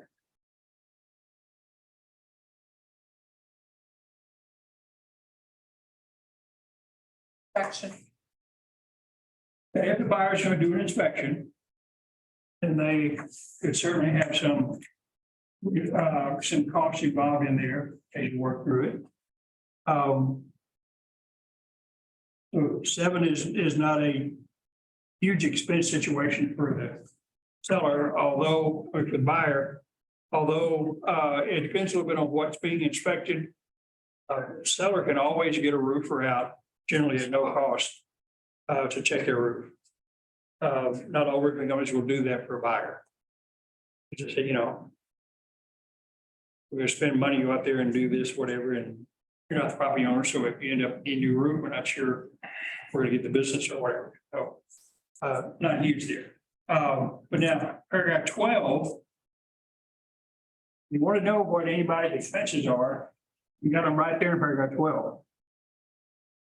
You got the expense for the seller, you got the expense for the buyer, 12A2. Got all the expenses for the buyer, and it's a huge list. Now, you'll notice if you ever look at all these items on the list for the buyer in 12A2, 85% of those are lender related. So if it's a cash transaction, you don't have very many expenses. If there's a lender involved, you have a lot of expenses. But your buyer needs to understand, you've agreed in the contract, here are all these expenses that you've got. Going through the process. And some of these expenses are going to be very specific to a lender. And deal with inspections, and they'll charge for an inspection in different scenarios to work through. But 12 is a very valuable list of expenses for both the buyer and the seller. We'll see through the seller part where that's important for the seller in this situation. We're good on price and expenses? Yes.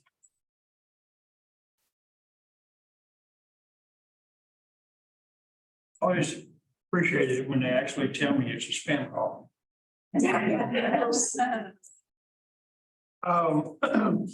Value. Why does the buyer want to know the value of property? Relationships are what? Well, in the qualifying, the finance, if they're going to obtain a loan, and the lender's going to say it needs to be worth a certain amount of money to act as collateral for the loan. And so to be able to obtain financing, the buyer will have some concern on the value of the property. But even aside from financing, even if they're, not a loan to value ratio problem, what is, The ability to recoup their money when they decide to sell.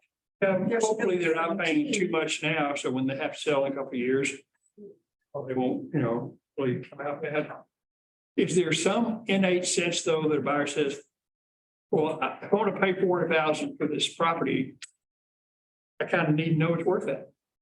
Now I'm going to go through my due diligence for condition and there's a lender, we're going to have an appraisal done. But even aside, and buyers look at an appraiser's opinion saying, yeah, at least there's one person here who's agreed with me that here's the value of it. The buyer needs to have some sense of that it's worth what I'm paying for. Part of it is in case I have to sell it later, that I'm not totally upside down in the situation. Although, 6 months ago when they were offering 20 and 30 and 50,000 above list price, value just went out the window. Appraised value, list price, none of that mattered. They just wanted the house. But in a reasonable situation, buyers are really saying, yeah, I need to make sure. Now, what we're looking at for the value issue, one is in paragraph 2B of the third-party planning addendum, which is property approval.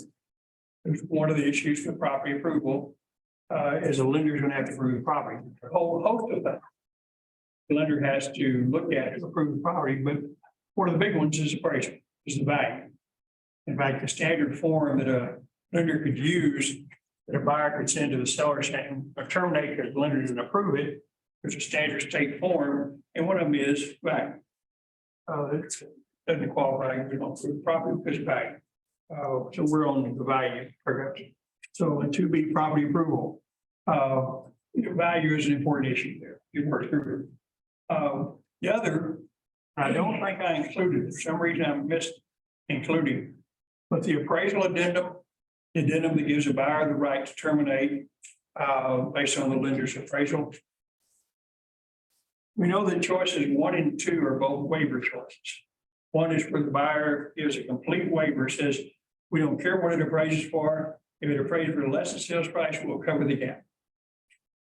Of course, 2, buyer says, if it appraises for $10,000 less than the sales price, we'll cover the gap. If it's more than 10,000, we're not going to cover. So it's a partial waiver. But number 3 is an additional right of termination. It's not a waiver. It's where the buyer says, I don't care what the lender's going to do, I have a right to terminate the contract if it doesn't appraise for this amount. If it appraises for this amount or less, I get to terminate the contract, regardless of what the lender wants to do. Now, this becomes important to your buyer when you're putting in a large down payment. You're putting half down. $40,000 house, put $200,000 down, get $200,000 loan. Property appraised for $398,000. Lender's going to see $200,000 loan, appraised value $398,000. Yeah, we'll do that all day long. I said, well, no, I don't want to pay $400,000 for a property that the appraiser says only worth $398,000. What the buyer wants to do is be able to renegotiate. Now, if he's included that addendum I just spoke of and checked off number 3, and he's got $400,000 in that choice, if it doesn't appraise $400,000, he gets to terminate the contract regardless of what his lender wants to do. So that's an additional right of termination that the buyer should be aware of when they're putting a large down payment. And to have some awareness of that. What if the seller has it appraised at a certain amount? Say 500,000, it appraised at 500 when the seller put it on the market, he had it appraised. Independent. And And then the bank, the lender, the buyer has it appraised and it appraises differently, lower. we don't care what the seller's appraisal is. Okay. Yeah. So her point is here, if the seller had done an appraisal, and sometimes sellers do appraisal to help them in deciding how much to list it for. And then a buyer's lender does an appraisal, and it's a different amount. we don't care. So, well, wait, it's where the lender counts as the buyer's lender. Because buyer's lender is going to determine, because they're going to loan a certain percentage of the sales price or the appraised value, whichever is less. They care less, they really, in fact, they don't care what the seller's lender or what the seller's appraisal is. So they're going to go ahead and do what their appraiser said. Make good sense? So the value situation, because, you know, regardless of all the other things, even though in the middle of the night they wake up cold sweats, I can't believe we're paying that much for the property. They have this value thing in the back of their heads. It's really worth that. And the reality is, they finally understand it's not really anything to do with the financing, the market, with what the list price was. It has to do with themselves, how much they want the house. And the fact says, you know what, we want this house. Our kids' best friends live on this block in this neighborhood. It's the right school, it's the right place. We'll be here forever. So it's worth all that it's worth. That has a value in it, regardless of what Fraser says or anybody else. We don't care. The value is there for us, and when they've got that and they understand that, then they're okay. Whatever. And that's that should be. Now, the next one, fee simple title and the bundle of rights. If you're fairly newly licensed, you may remember in the principles course, that's that little stick, bundle of rights. And I'll give you some examples of what the bundle of rights mean there. When buyers going through the process of their due diligence, they need to make sure not only the property, the physical property, the value, the condition, all that, they need to know that they're really getting good title, fee simple title. And fee simple title is the highest level of title. There's really actually one a little higher called absolute fee simple. You see I'm there on page 2. There's one where it talks about fee simple and bundle of rights. And we'll look at where it's addressed in the contract. You won't see anywhere in the contract the phrase bundle of rights. That doesn't exist. But you would have learned about that in principles. Part along with the 5 elements of contract. But we look at this. The buyer wants to know that they're really getting a piece of property that they own. And they have title, and that title will be defended. That's one of the reasons that sometimes buyers will question, say, well, what do you mean the seller is not giving such a warranty deed? He's given a special warranty deed. Shouldn't we be concerned with that? Well, if you're obtaining title policy, no, not going to matter. But if you're not obtaining title policy, yeah, it does matter. The difference between a general warranty deed and a special warranty deed are the level of covenants. In a general warranty deed, the seller is saying to the buyer, we've got 5 covenants, and we promise you, one, we do own the property. We have the right to convey title to the property. We will defend you against any third parties who say they have ownership rights. It's a very powerful, the general warranty deed is the deed the buyer wants. However, if you have a title policy, the title policy will protect the buyer at the same levels that a general warranty deed. All a special warranty deed is the seller is saying, you know what, since we've owned the property, we haven't done anything to encumber it. We're making no guarantees about what happened before. And that's what you'll see builders, institutional sellers, investors, many of those will use special warranty deeds. It's really not all that big a deal. But the fee simple title is your highest level, that's your big level of ownership, where buyers will feel, yeah, we really do own the property. Now, this is where the bundle of rights come into play, because your ownership is subject to certain things. You've got to look at the bundle of rights here. Possession. Remember, the concept is the seller can't sell what he doesn't know. Seller, if they have a tenant in the property, they've sold that right of possession to the tenant. Seller doesn't own it. Seller can't sell the right of possession to the buyer. They don't own it. So you can only sell what you own. So possession is subject to if someone else has a right of possession. Control. You have a right to control the property, do whatever you up to with it within the limits of the law. So you may have city restrictions, covenants in it, deed restrictions, HOA restrictions. So all those involved. It's why some of us would never own a property in a major HOA. I don't want those idiots tell me what I can do with my property. I say that with all due respect. And there's no respect. I'm screaming.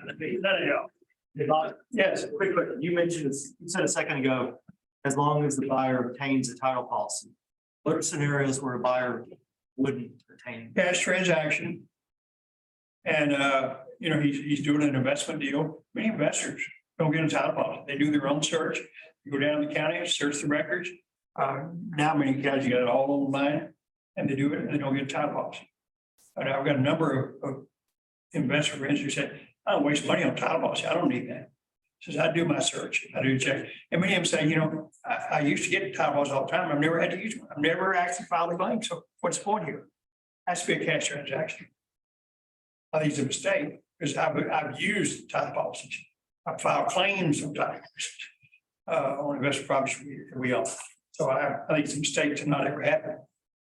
You should always The do. best practice for us is we should make sure there is one. Well, as a matter of fact, we are legally required, and we'll see it the very first thing in paragraph 661. We're required in writing to advise a buyer. They should have an abstract exam by attorney of their choice to obtain a title policy. We're required under the track rules to advise them of that. It's in paragraph 6E1 of the contract. If you're using any of the 6 track contracts, that notice is there. I'm cold now. It's cold in here. It is. Somebody's got to do something to the AC. Dana, you're in charge here. I'm the board one.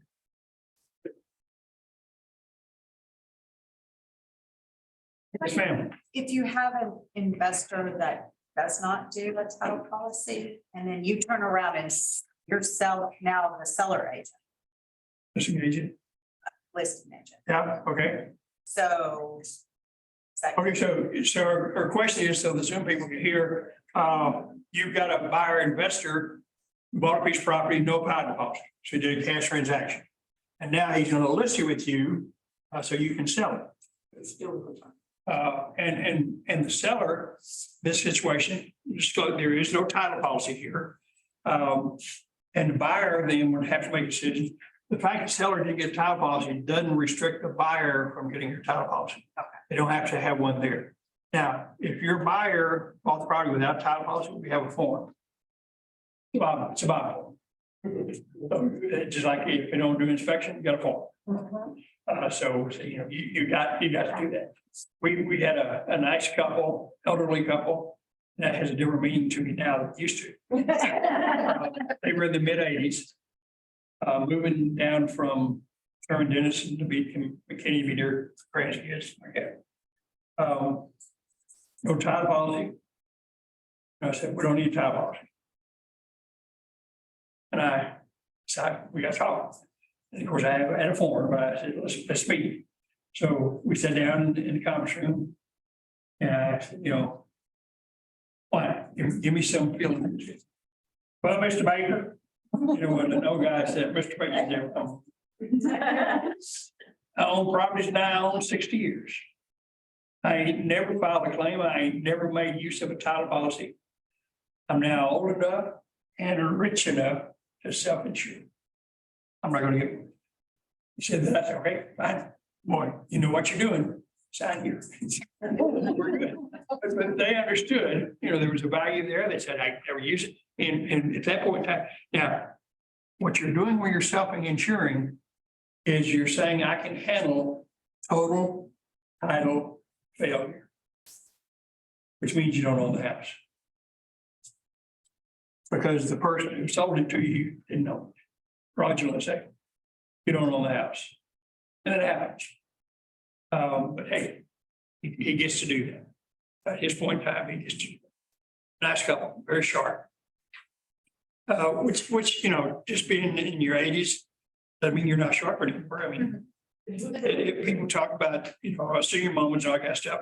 And the reality is, I guess my experience level, analyze and I think through things better today than I did 20 years ago.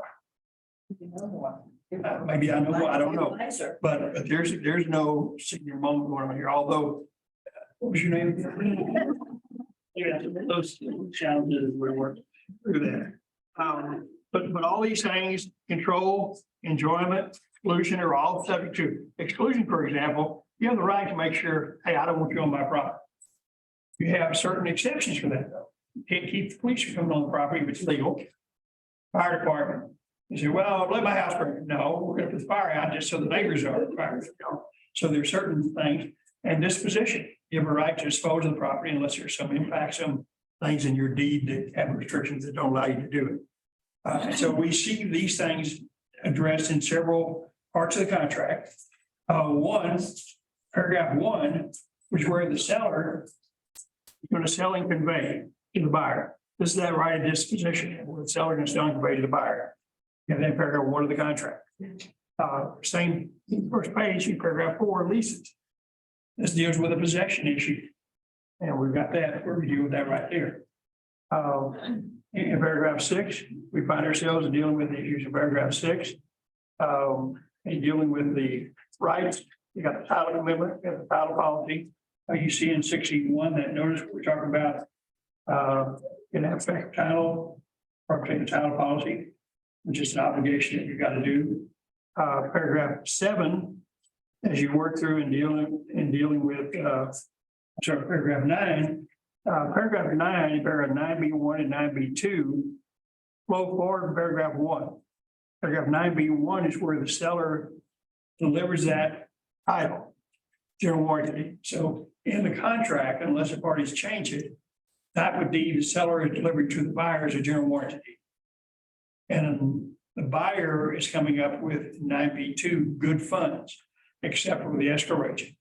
And so we're establishing, that process as you work through that. And then as you deal with paragraph 10, we deal with possession issues, and possession will be dealt with either closing a funding or according to temporary residential lease. So within the contract, we deal with all of these particular fee simple and bundle of rights issues. Now, the concept of what we're doing is we're going through all this is to give you understanding of all this due diligence is actually in the contract, actually part of the contract. And some of the things that are concepts in here, for example, the concept of the bundle of rights. The concept is there. Nothing is, there's no language there. It says one of the bundle of rights of control is, and it's not anywhere in paragraph, whatever. So you need to understand that concept is there that we work through and we deal with that.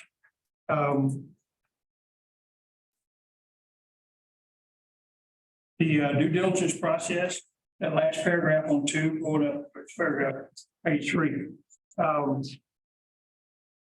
We talk about the parties to the contract. And the parties to the contract, and how many of them are there? Only 2. Seller and buyer. I don't care how many people there are, seller and buyer. I don't care if it's a large corporation with 10,000 shareholder weights, 2. We have to deal with in our whole due diligence for the non-parties. There are a host of non-parties. One of the non-parties is us. Title companies, lenders, inspectors, contractors, appraisers, attorneys, all these non-parties. None of them, this goes back to the concepts of the contract, none of them have any rights or responsibilities in terms of the contract. You can't make a lender do the appraisal in a certain time frame. It's of no value. In fact, it shows you're not very bright. We put in paragraph 11, ABC lender must have an appraisal done by 10 days after the contract. Can't do that. And you say buyer must present to seller appraisal, then you can do that. It's a buyer's part of the contract, tell the lender. Now, in the due diligence of your buyer needs to understand the function of these non-parties and what their duties are, what it is they're going to be doing. If they don't do them, this thing may not close. And generally, the big one that we have the most challenges with is the lender. Now, it's not always because it's not a good lender. It's because the buyer hasn't done the things they need to do for the lender. Many times, we blame, well, how come you didn't get this done? It's, well, here's the documentation that we've sent to your buyer. And here's what your buyer hasn't done. We need to ask, we've got to have these tax statements or this type of financing. You have to have all that. Don't have it. But that's a big function. So that, as you look at these non-parties, as you work through that, their performance is really, really important. Now, it's even quicker and easier because we go through some of these same concepts. Everybody's free, the seller's due diligence. You know, we tend to focus on the buyer, but seller also had to do diligence. First is the property, it's just like the buyer. We define property in paragraph 2, we reference it further in paragraph 6. And it's important for the seller, you know, we know it's important for the buyer to say, okay, what am I buying? What am I getting? It's important for the seller to know, here's what I'm selling. I'm selling this house with this in it. These are the things I'm selling to this buyer. Yeah, we got a bill of sale. We've got a non-real time denim. You know, we identify, I'm going to take with me the refrigerator, the chandelier, and they need to know what in the contract they've agreed to do. It is they're selling. You work with that process. Condition of the property. Again, seller needs to understand in paragraph 7, the property condition, all the things that they've agreed to. And a big one is in 7A, the access to the property and the inspection of the property. And seller needs to understand they're obligated. Part of their thing is they've got to make sure they have utilities on all the way through closing. Got to make sure that they do all that. I had one of our good experienced agents fairly recently. And in this particular transaction, he's got the seller. And they've got a contract with the buyer. And I think I was talking to him on Saturday. They just executed the contract. And he said, you know, I know they've got 3 days for the option fee and the interest money, but they're wanting to do an inspection tomorrow. They can't do that, can they? I said, well, yeah. Paragraph 7A, access and inspections has nothing to do with payment of the option fee or the interest money. One has nothing to do with the other. They have a right to inspect the property under 7A. The only condition at all is reasonable time. He said, well, yeah, it's reasonable time, okay with the seller, but the seller is a little concerned, says, how's their inspected property? Well, we don't have any money yet. You don't have to have any money. Yes. The agent wants to know who's inspecting it and what they're inspecting. Are they? So the agent wants to know who's inspecting and what they're inspecting. I can understand the curiosity, but there's no obligation to contract to tell them that. Now, you don't want to be a pain in the situation. You want to work with them and cooperate and says, okay, because frankly, especially who the inspector is. What do we care? Just want a license number and all that. Well, we don't care. Okay. I mean, if there's things like that, you can give up that you explain to your buyer, says, you know, here's what they asked for, says, you know, you okay? It says, yeah, that's right. But we're just trying to keep that somehow that moving forward and recognizing maybe we got a bully on the other side, just deal with it. And it's not anything that, you know, even though you're not required to anywhere in the contract, well, we read 7A, let's read 7A one more, doesn't matter. Just work it out with them. We are entitled to Huh? know. That we are No, entitled. they're not. They're not. Ask her, you know, you're not going to, but my question would be, show me the contract where you're entitled to know. If it's not in the contract, it doesn't exist. We good? Well, and if they're acting concerned about it being somebody reputable, I mean, couldn't you just simply say that any inspector that we're Well, I gonna? want to list from them all the people who are not reputable that they don't have seats. No, but I'm saying. Be just simple to tell the person, all inspectors have to be licensed by track, Doesn't mean they're good. you know? License, just because they're licensed by track doesn't mean they're any good. It might give her Yeah. or him a peace of mind. Well, you can say, you know, I want to remind you that the track inspector is licensed by the federal state. So maybe that'll help a little bit. Yeah. I think if they're gonna be that difficult on scheduling the inspection. Yeah. It's gonna be, So just work with them, you know, they're gonna be a lot worse. yeah, so just work with them, keep the relationship going. It's gonna be a long ride. Could be, yeah. You know, from the seller standpoint, you know, paragraph 7 condition, also paragraph 10 again, the possession issues, whether it's going to be closing and funding or according to temporary residential lease. As you work through that, price and expenses, the price dealt with in paragraph 3, and all those expenses, paragraph 12, which we talked about a few minutes ago. You want to know in the settlement expenses, seller expenses, buyer expenses, well, paragraph 12, it's got all those expenses. It tells you what all those are. They just, when the seller goes to due diligence, what the seller really wants to know, bottom line, how much am I getting and when am I getting it? How much money am I going to walk away from? When is that? Well, closing and funding, closing funding. So, but now, a good agent, a good listener, you say, you know, I understand that's your basic question, but there's more to it than that. Well, let's talk about the rest of that. Let's talk about how we find this. Let's talk about what it says in the contract, things that we need to make sure we do moving forward and make sure everybody does what they're doing. So seller, when the appraiser wants to come out and appraise the property so the buyer can get their loan, let's cooperate. And let's make sure we give them access to the property so they can appraise it. And if you got any information on this updated house that may not be immediately obsolete, let's prepare a good appraisal package. If you do for the listing, you appraise a good appraisal package so the seller has it, so the appraiser has it. That can help a good appraiser. Nothing helps a bad appraiser. You do with that. Just have to. And value of the situation, again, we're dealing with third party financing. Seller needs to understand that if the buyer's obtaining financing, property approval is an important contingency for the buyer. So the seller has to be prepared to address that on some level as you work through that. And then to fix that one in bundle rights, same thing we just talked about with the buyer. Seller needs to understand if he does have a tenant in the property, we've got that addendum regarding residential lease, paragraph 4A of the contract that deals with his issue and deals with what he has to do and what he can do. And the fact that just he's selling the property doesn't affect the lease, how all that works. Understand that. Now,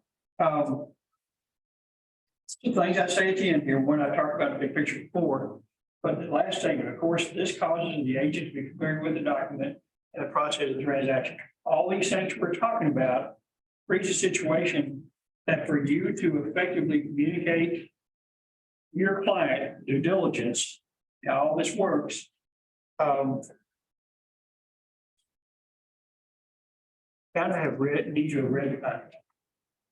Kind of need to not memorize it, but understand the process. You got like, just like that offering back and forth process. Be able to really help your buyer understand here's how this works, because we'll do this. They need to have some sense of that. And the more you understand the concepts, and one of the things I hope that this will help you do is when you look at different types of things, especially from the buyer standpoint, that the buyer says, well, I want to make sure about this, this, and this. You say, yeah, I agree with you. And let's look at how the contract works. And the more they see that you understand how this contract form that they've agreed to, it's binding, certain promises we talk about in the contract concept that have been made from the two sides, the more they'll feel good about you understand what can happen as we move through this contract closing process. And it doesn't take that much. I mean, just little comments, just little things that you deal with and talk about such, you know. Of all the paragraphs in the contract, in most transactions, the paragraph that is most misused and misunderstood is 7A. Inspections, access. Because there's nothing in 7A that says here's why you have to access it. The only condition is reasonable times, but you've got to always work through it. It doesn't do any good. For example, utilities. Seller has to have utilities on all the way through closing. It's a short sale. And utility cost because the seller doesn't have the $800 for electric. And you say, well, I had a short sale that you agreed to, right? 7A, which part of I don't have any money? Did you miss? I have any money. That's why I take a short sale. I can't pay the lender. You want me to turn electricity on? You got to work something else.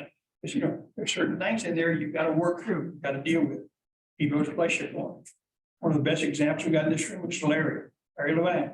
Raise your hand, Larry. Because he makes those relationships work. And he said, I don't know, he doesn't give any lectures here anymore. I said, I don't think we have to tell you that. You don't care. Let's keep it going. Let's keep the relationship going between the parties. Let's get this working. Let's make that happen. And that's what's going to make it work.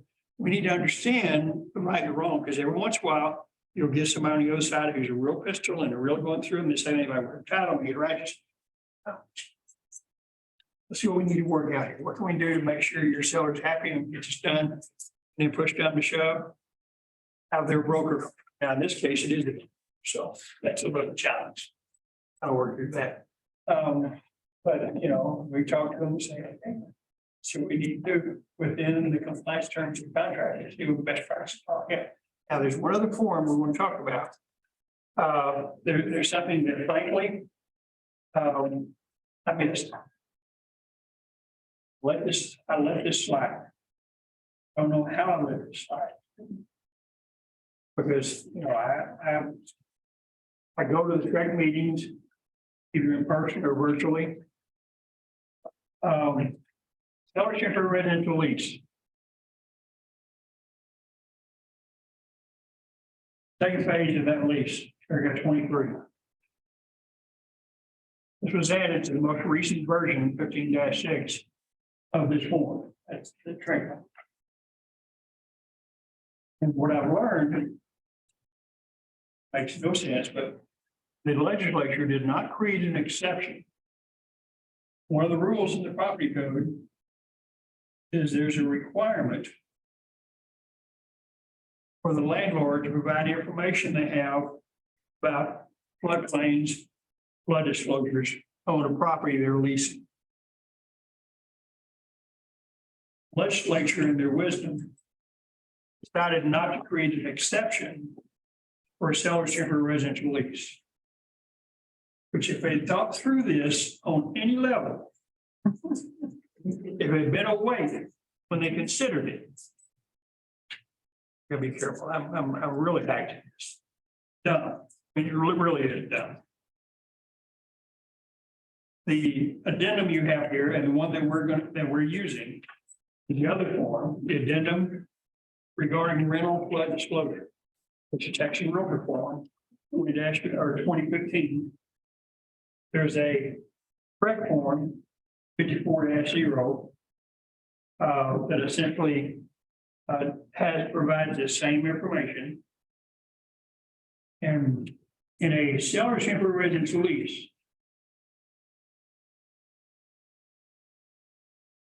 the landlord is the buyer. Sorry, I couldn't quite hear you. The landlord is the buyer. It's a track on the phone for me. It could be. But I've had this conversation with Vanessa Burgess, the general counsel track. She said, yeah, it kind of makes sense. Okay. So here's the challenge. We're asking the buyer to complete disclosure to the tenant, who is the seller, about flood issues. Where would the buyer / tenant get that information? From the seller in the seller's disclosure notice. So the buyer / tenant or / landlord is having to give this information back to the seller. Oh, you remember all that stuff you told me or told me you were not aware of about flood? Here it is. And they will have to sign off on it. I'm going, makes no sense at all. But because the language is in paragraph 23, temporary lease, any transaction you're doing that has this lease, you've got to use it for this. So it makes no sense at all. Got to use it. And you have to use it right up front. It needs to be, if you've got a transaction, you know, you're going to have sell temporary residential lease, then that buyer got to use this form and provide the information they got from the seller's disclosure notice. Hopefully you have seller's disclosure notice by that point. Do that. You got to use this. These forms are in command. They're in DocuSign. So you've got them all there. But we're going to have to use them now every time you do a sell temporary residential lease. So on the seller's disclosure, you need to review that, and if there is, you just, What do you mean you have to review that? well, you've got to see if there's, You don't have to review it. well, somebody The does. seller does. The seller, when they complete the seller disclosure, there's a whole section there dealing with flood. Yeah. And they complete it. Right.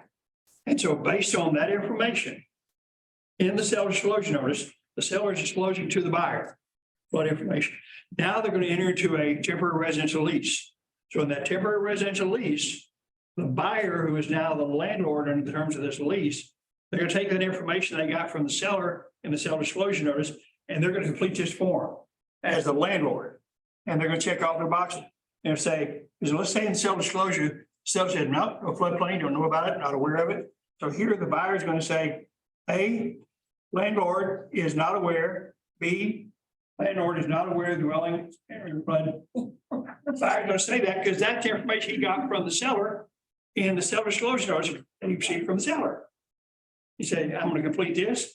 I'm going to give it to you because it's required under paragraph 23 of the residential lease. And then you go over to the residential lease. Oh, we don't go to the lease. All we do is this. Okay. I mean, the lease itself, paragraph 23, there is no further disclosure in the lease. Okay. All there is a requirement in paragraph 23. Okay. Wouldn't it create a funny conundrum if the seller, the original seller failed to disclose? Oh, yeah, the seller screwed up or lied or had the wrong information. And then it turned out to be a claim after that. Well, no, but here's the buyer's protection. Buyer say, I relied on the information the seller gave me. That's how I completed. Yeah. That's going to be the buyer's protection. Otherwise, That would be yeah, cool. you got a real challenge. Justice. Hey, Bob, real life question on this. So Yeah, sure. we represent the buyer, we can control this addendum. We represent the seller. We're supposed to get the buyers, we're supposed to convince the buyer's agent that they need. Yeah, what you're gonna have to do, if you have the listing, and your seller has completed the sales disclosure, and there's gonna be a temporary residential lease, you say to the buyer's agent, okay, here's the lease form, 2015, takes real 2015, that your buyer has to complete because they're gonna be the landlord. And then you complete this and provide it to the seller who is the tenant. You tell them to do it. I promise you, I wasn't aware of it. So if I'm not aware of it, there are a whole lot of people out there who are not aware of it. And So- Boston is weird. It's very, oh, you wouldn't have thought when you thought this through, that, why would we do that? Yeah. Makes no sense. I can't come up with a scenario in which you're not using the information that you got from the seller. I don't have a scenario. So when would be a great time to talk about providing filling out the, At the very first, as you're getting ready to enter, like you made an offer back and forth, and one of the things for you to agree to is a seller temporary residential lease. So at that point in time, this addendum needs to be checked off on paragraph 22 of the contract. I'm going to include this addendum in with the contract and with the offer, right up front. So we're representing the seller. Now, the buyer says you need to include this addendum in the contract. Okay, we're already, You got this offer going, you need to include it. so we're already under contract. Well, you still do it. One of the reasons I found this out was a transaction that is already in contract, in fact, has closed. And I said, well, let's go ahead and do the notice, because it closed with a temporary residential lease, says it's after the fact. Hopefully there won't be any claim or anything, because it's not going to be an effective disclosure, because it's after the fact. So let's make sure we do it right up front. Occasionally, you'll have a transaction in which we don't include a seller's temporary lease until somewhere in the transaction, you didn't know it right up front and you negotiated, include it later. As soon as you know you're going to do it, you need to slap in this lease in, which means you'll amend the contract, the track amendment form, and add this lease with item 9 on the amendment. Makes my sense? No. No sense at all. A lot of years work. I agree. It's our taxology work. Your lobbyist working a little harder than. A little harder on this. to get through this. Guys, we're out of time. Thank you very, very much. Thank you, Zoomers. Thank you for being here. We appreciate it. Thank you, Bob. Absolutely. Thank you. thank you. MLS, they have to. Already has everybody floodplain done. And you go to FEMA to pull it out. FEMA has information. Oh, no, that's not MLS. Well, I mean, you have the buyer. We have the seller. Either one. Well, I mean, the seller's information on It's floodplain on thing. on the property and unless it has to, like. Yeah, they checked all that. If the seller knows that's the case, then they put that.